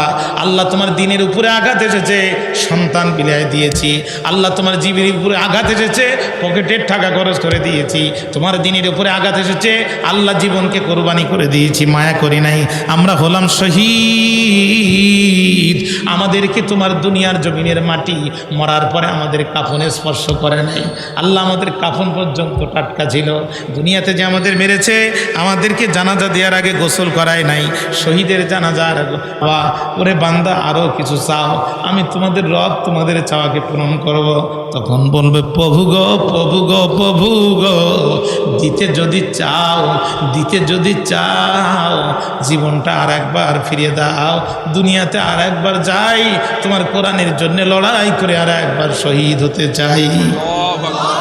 আরো জোরে বলেন। আল্লাহ বলবে, কেন রে বান্দা, কেন এত কষ্ট তোদেরকে দিয়েছে? তোদেরকে জীবন্ত ধরে বৃদ্ধ মানুষ হাতটা উঁচু করে হাতের মধ্যে হ্যান্ডকাপ দিয়া রোজা রাখা অবস্থায় একটানা 30টা দিন তোদেরকে রাত্রে ঘুমাতে দেয় নাই, তোদের শরীরগুলো বেলেট দিয়ে চিরেছে, তোদেরকে লগি বইটা দিয়ে পিটায় পিটায় হত্যা করার পর ক্ষান্ত হয় নাই, তোদের দেহের উপরে ব্রেক ড্যান্স দিয়ে চানাচানাচি করেছে। রে বান্দা, বান্দা রে, এত কষ্টে জীবন দেওয়ার পরে আবার কেন যেতে চাস? তখন তারা উত্তর দেবে, রব্বুল আলামিন, ও রব্বুল আলামিন, শহীদের মৃত্যু দেখতে বড় কষ্ট লাগে, কিন্তু বাস্তবে শহীদের মৃত্যু বরণ করার মতো এত মজা পৃথিবীতে আর নাই গো আল্লাহ, এত মজা পেয়েছি, ওই মজাটা বারবার পেতে মন চায়। তুই কোথাও যদি আজকে দিতে যাও, আর একবার জীবনটা দাও, দুনিয়াতে আর একবার যেতে চাই, তোমার দিনের জন্য জানটা আর একটা বার বিলায় দিতে চাই। এজন্য আল্লাহ বলেন, ওয়ালা তাকুলু লিমান ইউকতালু ফি সাবিলিল্লাহি আমওয়াত, না না না, আমার দিনের জন্য যারা জীবন দিয়ে দেয় তাদের কি তোমরা মৃত বলো না? ওরা মৃত না, ওরা জীবিত। শুধু জীবিত না রে বান্দা, আলেমে বারজাকে আমি আল্লাহ ওদের জন্য নিয়মিত খাবার পরিবেশন করি। জোরে জোরে একবার বলেন আল্লাহু আকবার। ভাইরা আমার, হাদিস শরীফে এসেছে সাধারণ জান্নাতি সাধারণভাবে মারা যাবেন, জান্নাতুল ফেরদাউসে যদি যান আপনি অন্য জান্নাতে যেতে পারবেন না, আপনাকে জান্নাতুল ফেরদাউসের মধ্যে থাকতে হবে। কিন্তু আপনি যদি আল্লাহর দ্বীনের জন্য বুকের তাজা রক্ত দিয়ে শহীদ হয়ে যান, আল্লাহ আপনার রুহুকে জান্নাতি সবুজ চড়ুই পাখি রুহুর মধ্যে ঢুকায় দেবেন। আল্লাহর 8টা জান্নাত সকাল নয় বিকাল নয়, আপনি উড়ে উড়ে দেখবেন আল্লাহর কোন ফেরেশতা আপনাকে একটি সেকেন্ডের জন্য ডিস্টার্ব করবে না। এজন্য নবী আমার বলেন, মান মাতা লাম ইয়াগজু ওয়া লাম ইউহাদ্দিস বিহি নাফসাহু মাতা আলা শৌবাতি মিনান নিফাক। যেই ব্যক্তি মৃত্যুবরণ করলো অথচ শহীদ হওয়ার ইচ্ছা তার মধ্যে ছিল না, নবী আমার বলেন ওই মানুষটির মৃত্যু নিশ্চিত, মুনাফিকের মৃত্যু। ভাইরা, যদি প্রয়োজন হয় আমাদের সামনের প্রতিটি ঘন্টার, প্রতিটি মিনিটের, প্রতিটি সেকেন্ড গুরুত্বপূর্ণ। সামনে আমাদের টার্গেট 2টা। 1 নম্বর, সমস্ত আলেম ওলামা এক হও। 2 নম্বর, একটাবার রিস্ক নিয়ে কোরআনকে পার্লামেন্টে পাঠাও। জোরে বলেন। আমরা যারা আলেম দাবি করে তাদেরকে আমরা এক মঞ্চে দেখতে চাই। আমরা জামাত ইসলাম বুঝি না, আমরা ইসলামী ঐক্যজোট বুঝি না, আমরা চরমোনাই বুঝি না, আমরা হেফাজত বুঝি না। আমরা চাই হুজুরদের মার্কা থাকবে একটা, সব হুজুর থাকবে এক মঞ্চে। কারণ এই হুজুরদের কথা শুনে আমার দেশের সাধারণ মানুষ ক্রস ফায়ারের শিকার হয়েছে। এই হুজুরদের কথা শুনে ঈমান এনে ইসলামের পথে থাকার কারণে আমার দেশের মানুষ বিগত 17টি বছর দফায় দফায় কারাগারে গিয়েছে। কথা বলেন না কেন? এই হুজুরদের কথা শুনে ঈমান আনার পরে ইসলামের উপরে অটুট থাকার কারণে আমার দেশের মানুষ 17টি বছর বাড়িতে ঠিক মতো ঘুমাতে পারে নাই। সুতরাং যারা ঐক্যের বিরুদ্ধে বক্তব্য দেবে এদেরকে গলা ধরে মঞ্চ থেকে নামায় দিবেন, আর যারা ঐক্যের পক্ষে বক্তব্য দেবে তাদের জীবনের নিরাপত্তার জন্য বুকের তাজা রক্ত ঢেলে দিবেন। কোনো কিছু চাই না। যারা ঐক্য করতে চাইবে না জাতির কাছে জাতীয় গাদ্দার আর মুনাফিক হিসেবে পরিচিতি লাভ করবে। আমরা চাই সমস্ত আলেমরা এক হবে। আমরা সেকুলারিজম দেখেছি, কমিউনিজম দেখেছি, ন্যাশনালিজম দেখেছি, বাবার শাসন দেখেছি, স্বামীর শাসন দেখেছি, বউয়ের শাসন দেখেছি। একটা বার ওই 1000 বছর পূর্বে নাজিল হওয়া এই কোরআন দিয়ে পার্লামেন্টের শাসন দেখতে চাই। রাজি আছেন কারা কারা? 2 হাত তুলে আল্লাহকে দেখায়।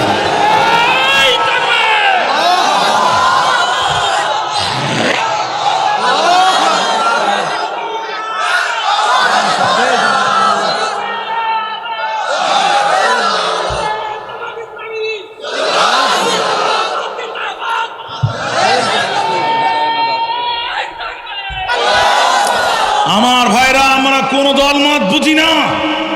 আমরা একটিবার সেই শাসন দেখতে চাই। মরুসারার মাঝখান থেকে সুন্দরী তন্নি ষোড়শী রূপবতী একজন নারী আসতেছে। মদিনাতে আসার পর মদিনার লোকজন বলছে, তোমার সাহস কত? হাউ ডিয়ার, তোমার সাহস কত? এই রূপ আর ভরা যৌবন নিয়ে যে তুমি মদিনায় এসেছ, তোমার কি বিন্দু মাত্র ইজ্জত হারানোর ভয় লাগে নাই? পর্দার ভিতর থেকে ওই বোনটি দাত্তহীন ভাষায় সেই দিন জবাব দিয়েছিল, তুমি জানো না এই রাষ্ট্রের সংবিধান আল্লাহর কোরআন? তুমি কি মনে নাই এই রাষ্ট্রের প্রেসিডেন্ট ওমর? যে রাষ্ট্রের সংবিধান আল্লাহর কোরআন হয়, যে রাষ্ট্রের প্রেসিডেন্ট ওমর হয়, এই রাষ্ট্রে আমার মতো নারীদের ইজ্জত নিয়ে ভাবার কোনো সুযোগ না। সুতরাং আমরা এই নারীদের ইজ্জত হারানো বন্ধ করতে চাই।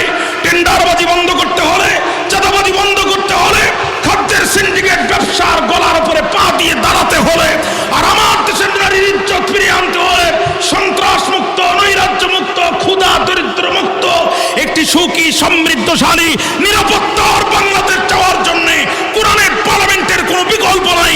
আর কোরআনের পার্লামেন্ট গঠন করার জন্য আবারও যদি ক্রসফায়ারের শিকার হতে হয়, আবারও যদি কারাগারে যেতে হয়, আবারও যদি বুকের রক্ত দিতে হয়, ভাই ভাই হাতে হাত রেখে ময়দানে নেমে কারা কারা কাজ করতে রাজি আছি? 2 হাত তুলে আল্লাহকে দেখায় দাও।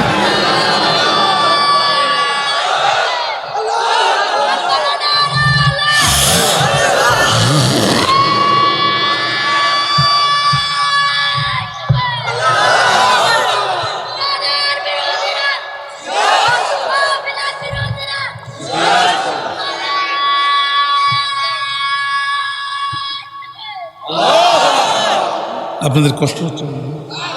মনোযোগ আছে আমার দিকে? ভাইরা আমার, আল্লাহ তুমি আমাদেরকে শাহাদাতের মৃত্যু ভিক্ষা দাও। আরো জোরে বলেন।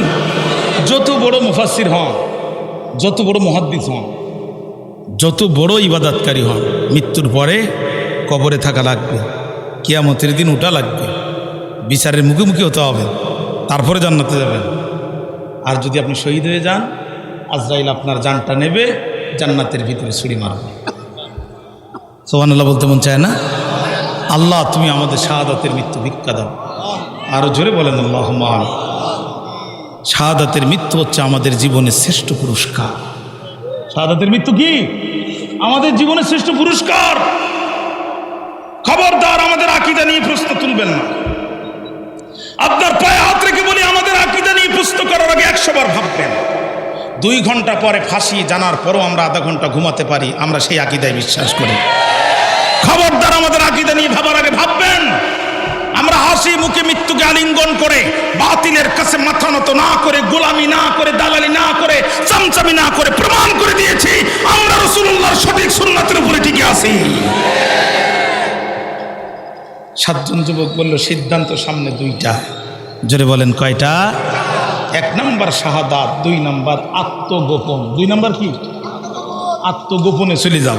এইবার আসেন, আত্মগোপন ইসলামের ইতিহাসে আছে না নাই?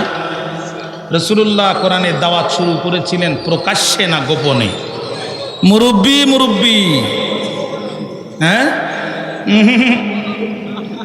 নবী যদি গোপনে দাওয়াত শুরু করতে পারে, তাহলে আমার ইউনিভার্সিটির ছেলেরা যখন মুখে দাড়ি থাকলেই ক্রস ফায়ার দিত। বিশ্বজিতের কথা ভুলে গেছেন আপনারা? কথা বলতেছেন না কেন? বিশ্বজিৎ হিন্দু ছেলে, কাজ করে খায়, সময় পায়নি কিংবা তাকে মারতে চায়, তার ঘরে আশ্রয় দিয়ে বড় করতে পারে।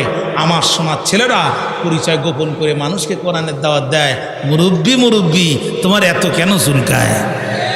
কথা বলেন না ভাইরা আমার। মুসা আলাইহিস সালামের মা দিছে সিন্ধুক ভাষায়া। এই উপমহাদেশের সবচাইতে যে কয়জন বড় বেশি আরবি জানে, তার মধ্যে একজন হচ্ছে মোহাম্মদ আবুল হাসান আলী নদভী, নদওয়াতুল উলামা, লখনৌ, ভারতের একটি বিশাল ইউনিভার্সিটির প্রতিষ্ঠাতা। এই উপমহাদেশের অন্যতম একজন শ্রেষ্ঠ ইসলামী চিন্তাবিদ। তিনি, তার সাহিত্য আমরা আরব বিশ্বে, মিশরে, আল আজহারে পড়েছি। ভাইরা আমার, গোটা আরব বিশ্বে তার লেখা আরবি সাহিত্য আজও পড়ানো হয়। তার সাহিত্যের মধ্যে তিনি লিখতেছেন, মুসা আলাইহিস সালামের সিন্ধুক যখন নীল দরিয়া দিয়ে ফেরাউনের রাজপ্রাসাদের দিকে আসতেছে, মনে হচ্ছে নীল নদের ঢেউ ওই সিন্ধুককে চুমা দিতে দিতে ফেরাউনের রাজপ্রাসাদের দিকে নিয়ে আসতেছে। আম্মা আসিয়ার সাথে ফেরাউন, আপনাদের বিরক্তি আসতেছে আমার মনে হচ্ছে, মনোযোগ আছে আমার দিকে। আম্মা আসিয়ার সাথে ফেরাউন, বস তো এতক্ষণ হলো গত বছরের ডা, এবার শুরু হবে এই বছরের ডা। রাজি আছেন না ইনশাআল্লাহ? খুব বিরক্ত হয়ে যাচ্ছেন। আমি লম্বা আলোচনা করবো না, ইনশাআল্লাহ শেষ করে দিব। আমার দিকে তাকান। আম্মা আসিয়া আর ফেরাউন দুজন বসে এরকম নীল দরিয়ার পাশে বসে বসে পা লম্বা করে দিয়ে বাতাস খাচ্ছে আর গল্প করতেছে।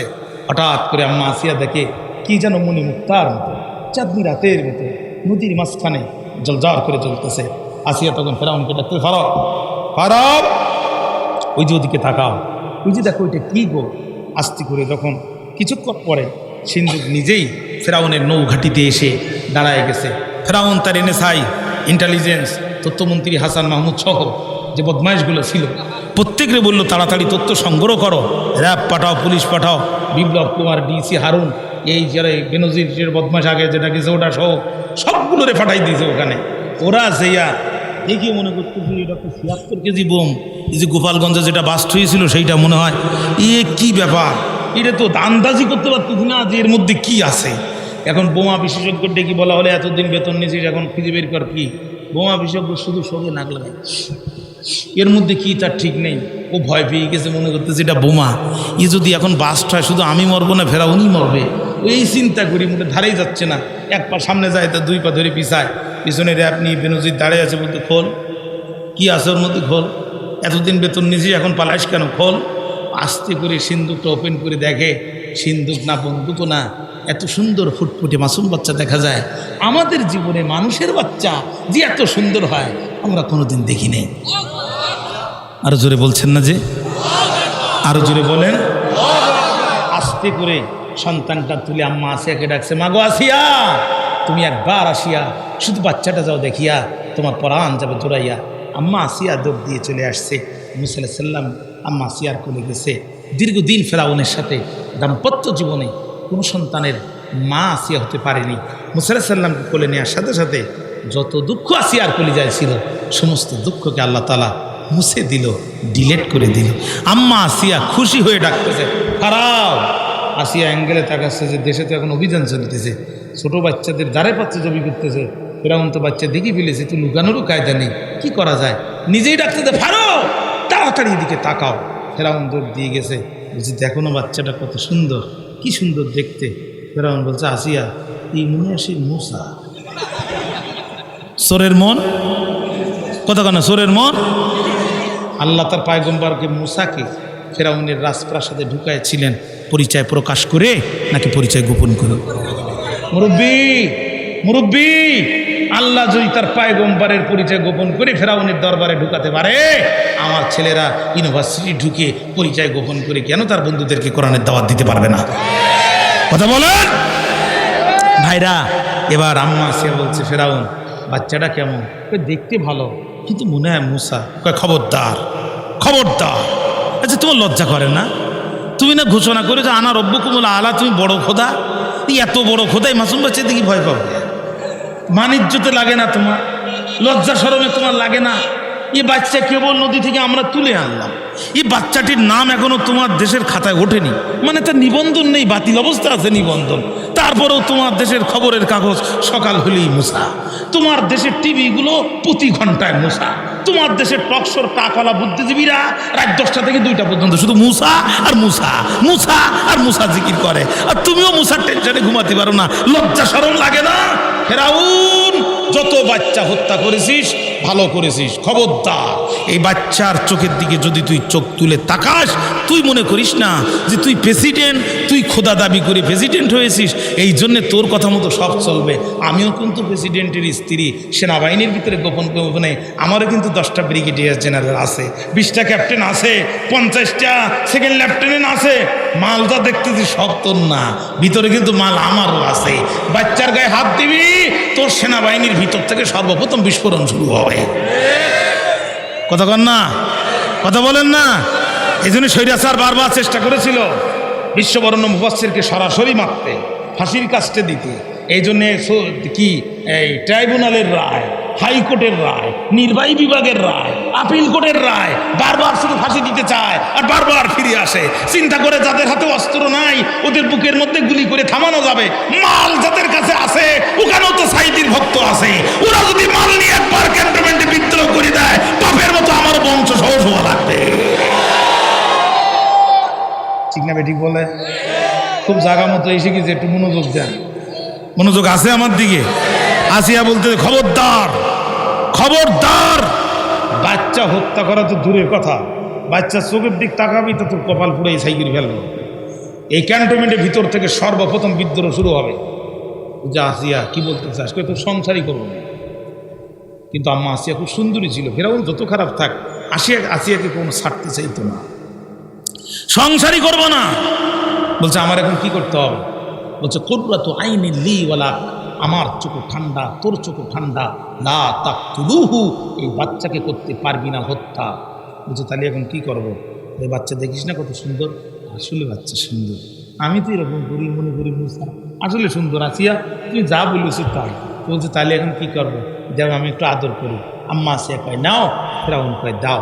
আসিয়া কয় নাও, ফেরাউন কয় দাও। আস্তে করে নিয়া বাম হাতের পকেট থেকে মুসা আলাইহিস সালামকে যখন নিচে মুসা আলাইহিস সালামকে আদর করতে যাবে, মুসা আলাইহিস সালাম পকেটটা আস্তে করে বের করে একটা থাবা দিয়ে বলছে বিশ্ব বাটপা,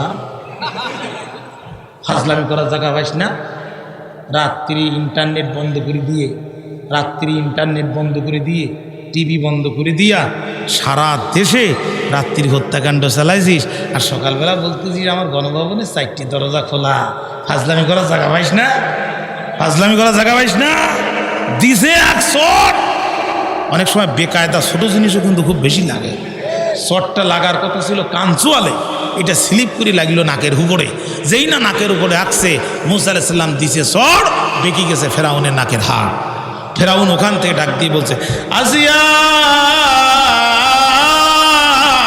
এতদিন খুঁজেছি যারে, সে এখন বাস করে আমার ঘরে। বলছে কাকে খুঁজছো আর কে বাস করে? বলছে এই সেই মূসা। বলছে তার প্রমাণ কি? বলছে শটটা তুই খাসনি, look at my nose, please if you don't believe look at my nose, বিশ্বাস না করিস আমার নাকের দিকে তাকা। আসিয়া বলছে নাক তো ঠিক আছে, নাক তার কানের জায়গায় যায়নি। বলছে তুই আমার ঘরের বউ হয়ে সত্যি কথা বল, গতকালও কি আমার নাক এরম বাঁকা ছিল? তা আম্মা আসিয়া কয় না কেমনে পেকে গেল? কয় ও বাচ্চাটা স্বাভাবিক কিন্তু ওর থাবার ওজন অস্বাভাবিক। আসিয়া যে কাটা হুল হয় তার গোড়া দেখলে বোঝা যায়, যে বিড়াল শিকারী হয় তার গোপ দেখলে আন্দাজ করা যায়। ও মাসুম বাচ্চা, ওর থাবার ওজন এত লাগবে কেন? ওর থাবার ওজনই বলে দিচ্ছে ও মুসা। ও পরিচয় গোপন করে আমার ঘরে এসেছে, ও আমার ঘরে থাকবে, আমার সুবিধা নিয়ে বড় হবে। একটু বড় হলে লিল্লাহ তাকবীরের আওয়াজ দিয়া ভক্তময়ূর তৈরি করে আমার খোদাগিরি মাটির সাথে মিশায় দিয়ে জমিন যার আইন চলবে তার, এই স্লোগানও কায়েম করবে। আম্মা আসিয়া কয় এখন বলেন মুসা আলাইহিস সালামকে আল্লাহ ঢুকাইছে, ফিরাউনকে চড় মারাইছে পরিচয় দিয়ে না পরিচয় গোপন করে? আমার সোনার ছেলেরা ইউনিভার্সিটিতে যদি পরিচয় গোপন করে তার বন্ধুকে নামাজের দিকে ডাকে, কোরআনের দিকে ডাকে, ইসলামী শাসন ব্যবস্থার দিকে ডাকে, মুরব্বী এত চুলকায় কেন বাবা তোমার? এত চুলকায় কেন?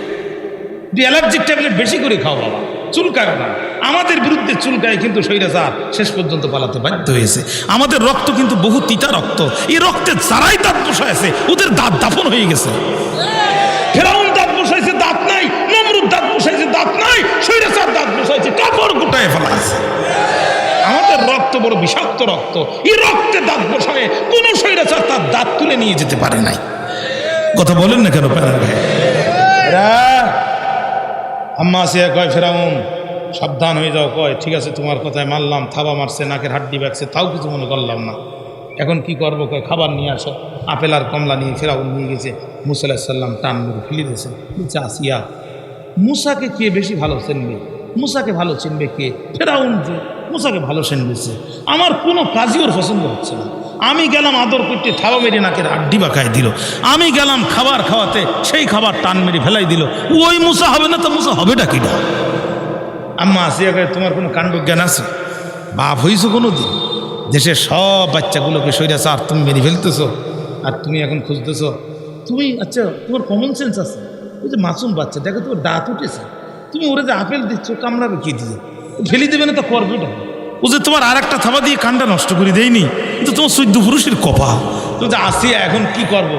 কোনো কথা নয়, তোমার বদমাউস, ওই বদমাইশ চুল খাড়া ওইটারে ফোন দাও, সিটিয়াঙ্গায় বাড়ি হাসান মাহমুদ, ওইটারে ফোন দিয়ে ক তাড়াতাড়ি প্রিন্ট আর ইলেকট্রনিক মিডিয়ায় তথ্য সম্প্রচার করে দিক, ধাত্রী লাগবে। হ্যাঁ হাসান মাহমুদ কোথায়? আসি স্যার। তাড়াতাড়ি টিভিতে বলে দে সাংবাদিককে, 71 টিভিতে ওই 2 ফারজানার উপর কেটা কেটা আছে না বদমাইশ, এদেরকে টেলিফোন কর, দ্রুত সার্কুলার করে দিতে বল যে দুধমা লাগবে। এতে ভুল করে 71 টিভিতে টেলিফোন করে দিছে, সার্কুলার প্রচার হয়ে গেছে। ফেরাউন বাচ্চা রাজপ্রাসাদে ধাত্রী লাগবে, মোটা অঙ্কের বেতন দেওয়া হবে। দেশের যত ধাত্রী ছিল সব ভিআইপি ধাত্রীরা লাইন দিছে, দেখতে যেমন তারা দুধ পান করাতে সক্ষম তেমন। কিন্তু পয়গম্বর মুসা কারুর কাছে গেল না, সবার শেষে দাঁড়িয়েছিলেন যিনি মুসা আলাইহিস সালামের বোন। তিনি বলছে দেখো এই মাসুম বাচ্চা আমার কাছে এমন একজন ধাত্রীর সন্তান আছে, আমি নিশ্চিত এই বাচ্চা তার কাছে যাবে। বলছে তাই? বলছে হ্যাঁ। আচ্ছা বলেন তো মুসা আলাইহিস সালামের বোন কি তার পরিচয় দিয়েছিলেন না পরিচয় গোপন করেছিলেন? চাচা পয়গম্বরের বোন যদি তার পরিচয় গোপন করতে পারে, আমার ছেলেরা ইউনিভার্সিটিতে পরিচয় গোপন করে কোরআনের পথে আন্দোলন করলে তোমার এত কেন চুলকায়? চাচা তুমি কি ইসলামের ইতিহাস পড়ো না? আর ইসলামের ইতিহাসে দাওয়াতের জিন্দেগি শুরু হয়েছে গোপন দিয়ে, ঠিক না বেঠিক বলেন ভাইরা? মুসা আলাইহিস সালামের বোন যে মুসা আলাইহিস সালামের মাকে ডেকে নিয়ে আসলো। আপনাদের কষ্ট হচ্ছে আমি বুঝতে পারছি। মুসা আলাইহিস সালামের বোন যে মুসা আলাইহিস সালামের বোন যে মুসা আলাইহিস সালামের মাকে ডেকে নিয়ে আসলো। নিয়ে আসার পর লাইনে দাঁড়ালো।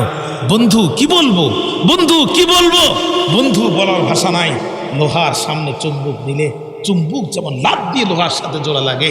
নৌপথে সফর করে এসে অনেক সময় বাচ্চাটা মা ছাড়া থাকার পরে মাকে যখন দেখেছে লাফ দিয়ে মায়ের কোলে চলে গেছে। আল্লাহ ডাক দিয়ে কয় মুসার মা, ইয়া উম্মে মুসা, হে মুসার মা, হে মুসার মা, আমি আল্লাহ বলেছিলাম না যে আমি আল্লাহ ওয়াদা ভঙ্গ করি না। দেখ পরিচয় গোপন করে তোর মুসাকে এখন তোর কোলে ফিরিয়ে দিলাম। খবরদার তুই যেন বলিস না যে তুই ওর মা। ওরা জানবে তুই ওর দুধ মাতা, আমি আল্লাহ, তুই জানবো তুই ওর আসল মা। জোরে কোন সুবহানাল্লাহ। মুসা আলাইহিস সালামের মাকে মুসা আলাইহিস সালামের পরিচয় দিতে নিষেধ করেছেন কে? কথা কন না কে? দোস্ত চাচা, আল্লাহ যদি তার পয়গম্বরের মাকে বলে তুই যে ওর অরিজিনাল মা, এইটা তুই বলিস না, বরং গোপন কর। আমার ছেলেরা পরিচয় গোপন করে যদি মানুষকে কোরআনের দাওয়াত দেয়, চাচা আপনি এটা ভিন্ন কায়দায় প্রবাহিত কেন করেন? আপনি রাত জেগে জেগে কেন ঘুমান? আপনি জানেন না বিগত 17টি বছর আমার সোনার ছেলেদের উপরে কুরবানির মহা উৎসব চলেছিল? আপনি জানেন না আমার ছেলেদেরকে ধরে নিয়ে চলন্ত ইটের ভাটার ভিতরে ঢুকিয়ে দিয়েছিল? আপনি তো জানেন সব কিছু, তারপরে আপনি কেন আমার সোনার ছেলেদের উপরে তহমাত দেন? এই সোনার ছেলেদের উপরে যারা তহমাত দেয় এরা স্বৈরাচারের 90 তালা। কথা কি বুঝতে পেরেছেন প্রিয় ভাইরা? আল্লাহ কয় মুসার মা, তোর মুসা এখন তোর কোলে থাকবে, ফেরাউন এখন তোরে বেতন দেবে। ফেরাউনের পুলিশ এত মানুষ নির্যাতন করে, তারপরেও ফেরাউন বেতন বাড়ায় না। বেতন বাড়ানোর জন্য পুলিশের আন্দোলন করা লাগে, ওদের বেতন বাড়ায় 10 বছর পর পর। তোর বেতন বৃদ্ধি হবে তোর ইচ্ছার উপর। তুই শুধু বলবি ভাল লাগছে না, চাকরি করবো না, বেতন 3 গুণ হতে মোটে দেরি হবে না, কারণ তোর মুসা ও তো পয়গম্বর, যে কোনো স্থানে মুখ দেবে না। তোর স্তন ছাড়া পৃথিবীর কোনো নারীর স্তনে সে মুখ দেবে না। জোরে কর না সুবহানাল্লাহ। মুসার মা, আমার মুসাকে লালন পালন করতে তোর মোটে কষ্ট হবে না। ওই যে আসিয়া আছে না, ও সব সময় কোলে করে রাখবে, গোসল করাবে, ওর বুকের উপরে রাখবে, শুধু খাওয়ার সময় একটু তোমার কোলে দেবে, তুমি একটু খাওয়াই শুধু আসিয়ার কোলে দিয়ে দিবা। মুসার মা, এবার কি মনটা ঠান্ডা হলো? আর একটা সংবাদ আমি তোরে দিই, যা ইলুহু মিনাল মুরসালিন, তুই মন খারাপ করিস নে, আমি তোর মুসা যখন বড় হবে তারে আমি আমার নবী বানাই দিব। আরো জোরে বলেন, আরো জোরে বলেন। খবরদার পরিচয়টা যেন দিস না, ও আমার পয়গম্বর মুসা আর তুই ওর মা। পরিচয় দিতে নিষেধ করতেছে কিনা? আল্লাহ পরিচয় দিতে নিষেধ করতেছে। বাবা, তাহলে আত্মগোপন ইসলামের ইতিহাসে আছে না নাই? জোরে বলেন, আছে না নাই?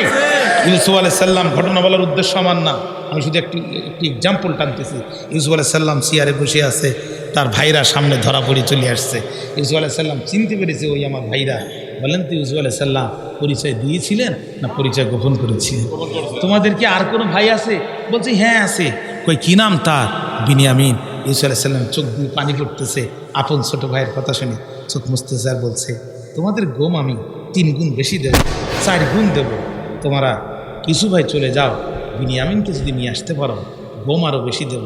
ইউসুফ আলাইহিস সালাম কৌশলে বিনিয়ামিনকে নিয়ে এসে নিজের কাছে রেখেছিলেন, পরিচয় প্রকাশ করে নাকি পরিচয় গোপন করে। এবার বিনিয়ামিন যখন আসলো, বলছে এবার তোমরা তোমাদের বাবাকে নিয়ে আসো, আমার এই জুব্বাটা তোমার বাবাকে দিও। জুব্বা খুলে যখন ইয়াকুব আলাইহিস সালামের কাছে দিছে, ইয়াকুব আলাইহিস সালাম ইউসুফ আলাইহিস সালামের জুব্বা শুকে সন্তান ইউসুফের ঘেরান জুব্বার ভিতরে পেয়ে গেছে। ভাইরা আমার, বলেন তো ইউসুফ আলাইহিস সালাম কৌশলে বাবার কাছে জুব্বা পাঠানোর সময় পরিচয় প্রকাশ করেছিলেন নাকি পরিচয় গোপন করেছিলেন? ভাইরা, তাহলে পরিচয় গোপন করে দিনের দাওয়াত দেয়া 1000 কোটি বার জায়েজ। আমি কথা কি বোঝাতে পেরেছি আপনাদের? নিজের পরিচয় গোপন করে ইসলামের সঠিক দাওয়াত দেয়া 1,00,000 কোটি বার জায়েজ।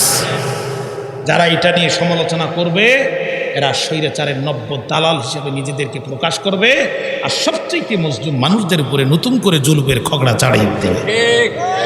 কথা কি বোঝাতে পেরেছি? এখন আসেন, সিদ্ধান্ত 2টা, হয় জীবন দিব না আত্মগোপন করব।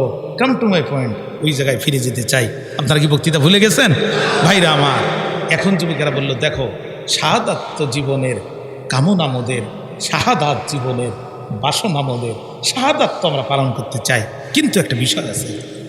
আমরা তো 7 জন যুবক দাঁড়াই গেছি, পরিচয় প্রকাশ করে গেছি, আমাদের নাম জানাজানি হয়ে গেছে, কিন্তু এরকম বহু বান্দা তো গোপনে গোপনে ইমান নিয়েছে।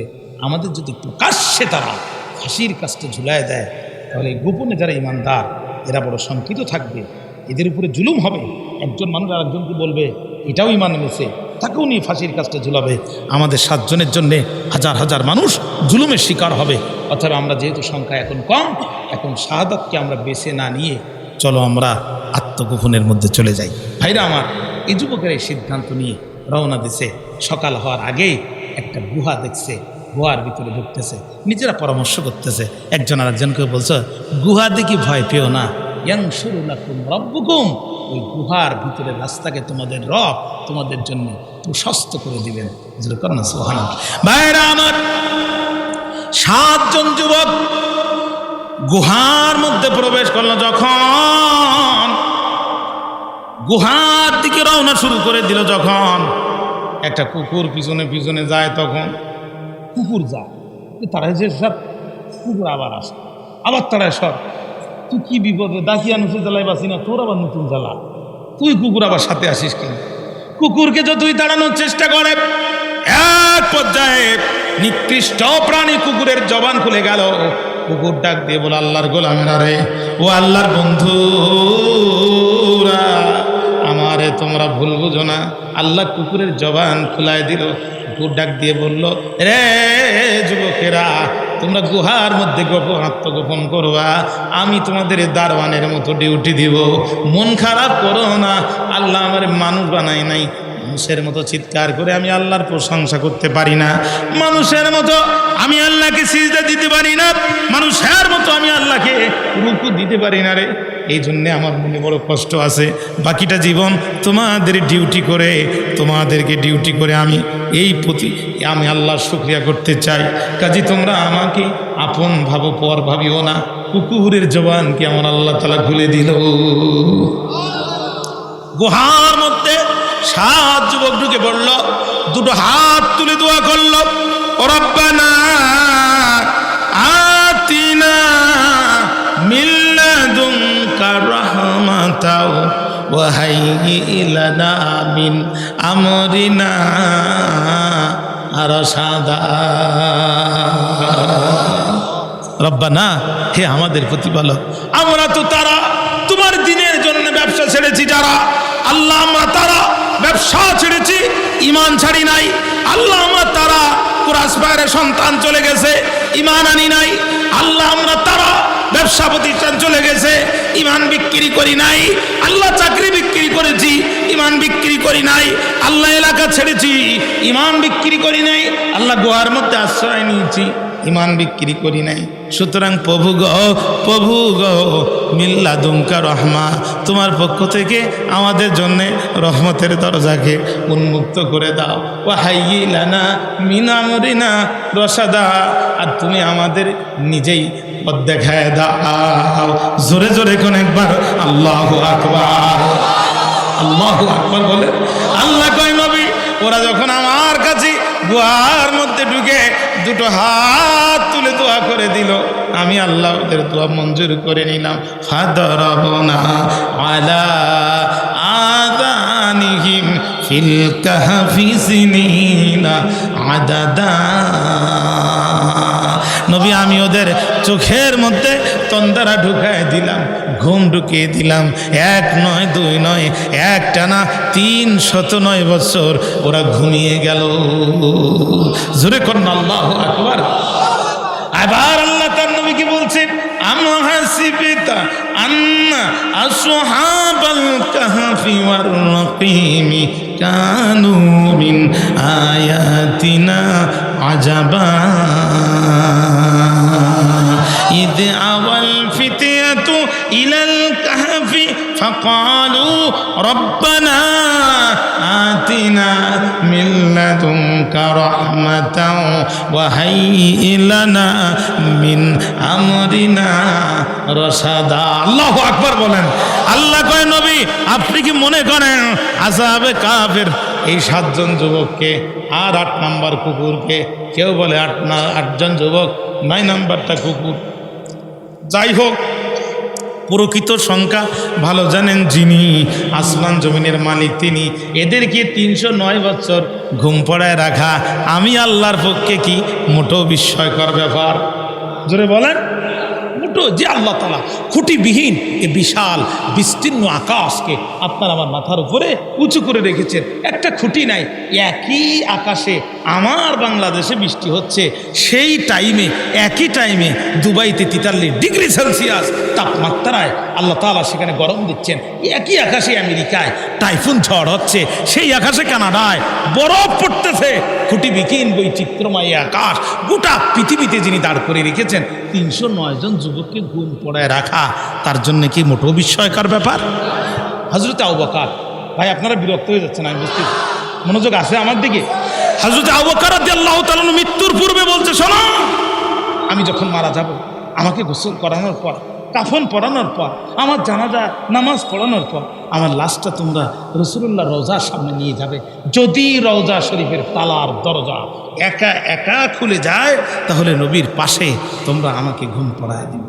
ভাইরা আমার, হযরত আবু বকর ইন্তেকাল করলেন, তার লাশ গোসল করানো হলো, কাফন পরানো হলো, জানাজার ইমামতি করা হলো, নবীজির রওজা শরীফের সামনে নিয়ে যাওয়া হলো।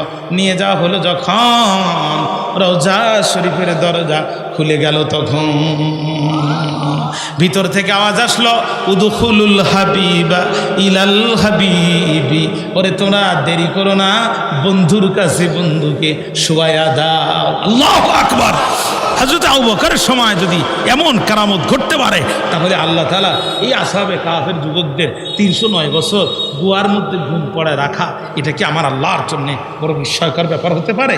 ভাইরা আমার, হযরত ওমর মসজিদের নববীতে খুতবা দিচ্ছেন, 1200 কিলোমিটার দূরে যুদ্ধ চলছে। হযরত সারিয়া রাদিয়াল্লাহু তাআলার নেতৃত্বে হযরত ওমর খুতবাতে অবস্থায় হঠাৎ করে আঙ্গুল উঁচু করে বলছে, ইয়া সারিয়াল জাবাল আল জাবাল, ও সারিয়া, ও সারিয়া, পাহাড়কে পিছনে রেখে যুদ্ধ পরিচালনা করো। হযরত সারিয়া 1200 কিলোমিটার দূর থেকে ওমর রাদিয়াল্লাহু তাআলার এই আওয়াজ নিজের কানে শুনতে পেলেন। তিনি পাহাড়কে পিছনে রেখে যুদ্ধ পরিচালনা করলেন, যুদ্ধে বিজয় লাভ করলেন। মদিনাতে ফিরে এসে হযরত সারিয়া বলছেন, ওমর, আপনি যে মদিনা থেকে আমাকে হুঙ্কার দিয়ে বলেছিলেন, ইয়া সারিয়াল জাবাল আল জাবাল, ও সারিয়া, পাহাড়ের পিছন থেকে, পাহাড়কে পিছন রেখে তুমি যুদ্ধ করো। আমি 1200 কিলোমিটার দূরে ইরাকের মাটি থেকে আপনার সে আওয়াজ নিজের কানে শুনেছি। আমি যুদ্ধের রণকৌশল পরিবর্তন করেছি, আল্লাহ আমাকে বিজয় দান করেছে। আরো জোরে বলেন, আরো জোরে বলেন। আহা, ভাইরা আমার, মুসলমানরা আমর ইবনে আসের নেতৃত্বে মিশরে বিজয় লাভ করলো। মিশরের নীল নদের পানি শুকিয়ে গেল। আমি দোয়া করি, আপনাদের কষ্ট হচ্ছে, আমি বুঝতে পারছি। মনোযোগ আছে? একটু বলেন তো আল্লাহু আকবার। আরো জোরে বলেন আল্লাহু আকবার। হযরত আমর ইবনে আসের নেতৃত্বে মিশরে মুসলমানরা জয়লাভ করলো। নীল নদের পানি শুকিয়ে গেল। আমর ইবনে আস খলিফা ওমরকে চিঠি লিখলো, নীল নদের পানি নাই, কৃষকরা চাষ করতে পারছে না, কি করব? হযরত ওমর তখন একটা চিঠি লিখলো, নীল নদ, তুমি যদি আল্লাহর হুকুমে পরিচালিত হও তাহলে পানিতে ভরপুর হয়ে যাও, আর তুমি যদি শয়তানের হুকুমে পরিচালিত হও, তোমার পানির আমাদের কোনো দরকার নাই। আমাদের পানি দেবেন যিনি, আসমান জমিনের সৃষ্টিকর্তা তিনি। জুমার নামাজের পরে হযরত আমর ইবনে আস লোকজনদেরকে নিয়ে নীল নদের কিনারে ভিড় করে যখন চিঠিটি ছুঁড়ে মেরেছে, মুহূর্তের ভিতরে নীল নদ পানিতে ফুলে গেছে। সেই ওমরের চিঠি পাওয়ার পর থেকে আজ পর্যন্ত সেই আফ্রিকার উগান্ডা থেকে পৃথিবীর 10টা রাষ্ট্রে নীল নদ প্রবাহিত, আজও পর্যন্ত নীল নদের পানি এক চুল পরিমাণ কমে নাই। জোরে কন্যা সুবহানাল্লাহ। হযরত ওমরের একটা চিঠিতে যদি আল্লাহর রহমতে নীল নদে পানি ভরে যেতে পারে, আসহাবে কাফের 309 জন যুবককে আল্লাহ 309, আর আসহাবে কাফের 7 জন যুবকদেরকে 309 বছর ঘুম পড়ে রাখা, এটা কি আমার আল্লাহর জন্যে কোনো ব্যাপার? জোরে বলেন, কোনো ব্যাপার? মদিনার বাড়িতে আগুন জ্বলে উঠলো। হযরত ওমর চিঠি লিখলো, ইয়ানা উসকুনি ইয়ানার, হে আগুন তুমি ঠান্ডা হয়ে যাও বিইজনিল্লাহ, আল্লাহর ক্ষমতায় ঠান্ডা হয়ে যাও। একজন ওমরের চিঠিটা নিয়ে ঘরের ভিতরে ফেলে দিল, সাথে সাথে আগুন নিভে গেল। ভাইরা আমার, বলেন তো দেখি, বলেন তো দেখি, বলেন তো দেখি, ওমরের একটা চিঠিতে যদি আগুন নিভে যায়, তাহলে আসহাবে কাফের যুবকদেরকে আল্লাহ পাক 309 বছর ঘুম পড়িয়ে রাখা, এটা আল্লাহর জন্য কি মোটেও বিস্ময়কর ব্যাপার? জোরে বলেন, মুঠো বিস্ময়কর ব্যাপার। ফেরাউনের বাহিনী মুসা আলাইহিস সালামকে তাড়া করেছে, সামনে বিশাল সাগর, কিচ্ছু নেই। মুসা আলাইহিস সালামের উম্মতরা বলল, ও মুসা, এতদিন যে তোমার আল্লাহর কথা শুনাইছিলে, আমরা ঈমান আনিছিলাম, সামনে তোমার সাগর ছাড়া কিচ্ছু নেই, তোমার রব কই? আমাকে লোকজন বলতো না, হুজুর আর ক বছর, ও আর হবে না, এবার যদি না হয় আর হুজুর কোনো রক্ষে নেই। ও গেছে হুজুরে, আপনারা শুধু আমাকে কথা কন আর আমরা আপনাদের কথায় তকবির বিপদে পড়েছি হুজুর, ও আপনারা পারবেন না। কি আল্লাহ পথ দেখাই দেয়নি? পথ দেখাই দেয়নি? মুসা আলাইহিস সালাম বলছে, ইন্না রব্বি সাইয়াদিন। থামো, শুধু বকবক করো কেন? থামো, এখানেও আমার রব আমাদেরকে রাস্তা দেখাবে। সুবহানাল্লাহ বলতে মন চায় না? আল্লাহ কয়, আমার মুসা ফার্স্ট ক্লাস পেয়েছে, এই মুহূর্তে হাঁটা যাবে। নদীর তলে কাদা থাকে না, কোনো কাদা টাদা হবে না। এই মুহূর্তে আমার মুসা তার উম্মত নিয়ে পার হয়ে যাবে, পানিও লাগবে না, কাদাও লাগবে না। এই মুহূর্তে ব্যবহারযোগ্য রাস্তা আল্লাহ তৈরি করে দিলেন। সুবহানাল্লাহ বললেন না? মুসা আলাইহিস সালাম পার হয়ে গেল। যে আল্লাহ মুসা আলাইহিস সালামের জন্য সদ্য হাঁটা যাবে সমুদ্রের বুক চিরে এমন রাস্তা তৈরি করে দিতে পারে, আসহাবে কাহাফের 7 জন যুবকদেরকে 309 বছর ঘুম পড়ে রাখা, এটা আল্লাহর জন্যে একেবারেই বিস্ময়কর ব্যাপার না? যদি বলেন ঠিক না? বাইরে আমার এবার 7 জন যুবক ঘুমিয়ে গেল। দাকিয়ানুস র্যাব সেনাবাহিনী দিয়া চিরুনি অভিযান চালাচ্ছে। 7 যুবক খুঁজে বের করো, এরা গেল কোথায়, এরা গেল কোথায়? ওরা সারা দেশ খুঁজে যখন পায়নি তখন বুঝে গেছে এই যে পাহাড়ের ভিতরে আছে। কিন্তু ঘটনা হলো, যুবকরা যে 7 জন ঘুমোচ্ছে, কুকুরটা কী করেছে জানেন?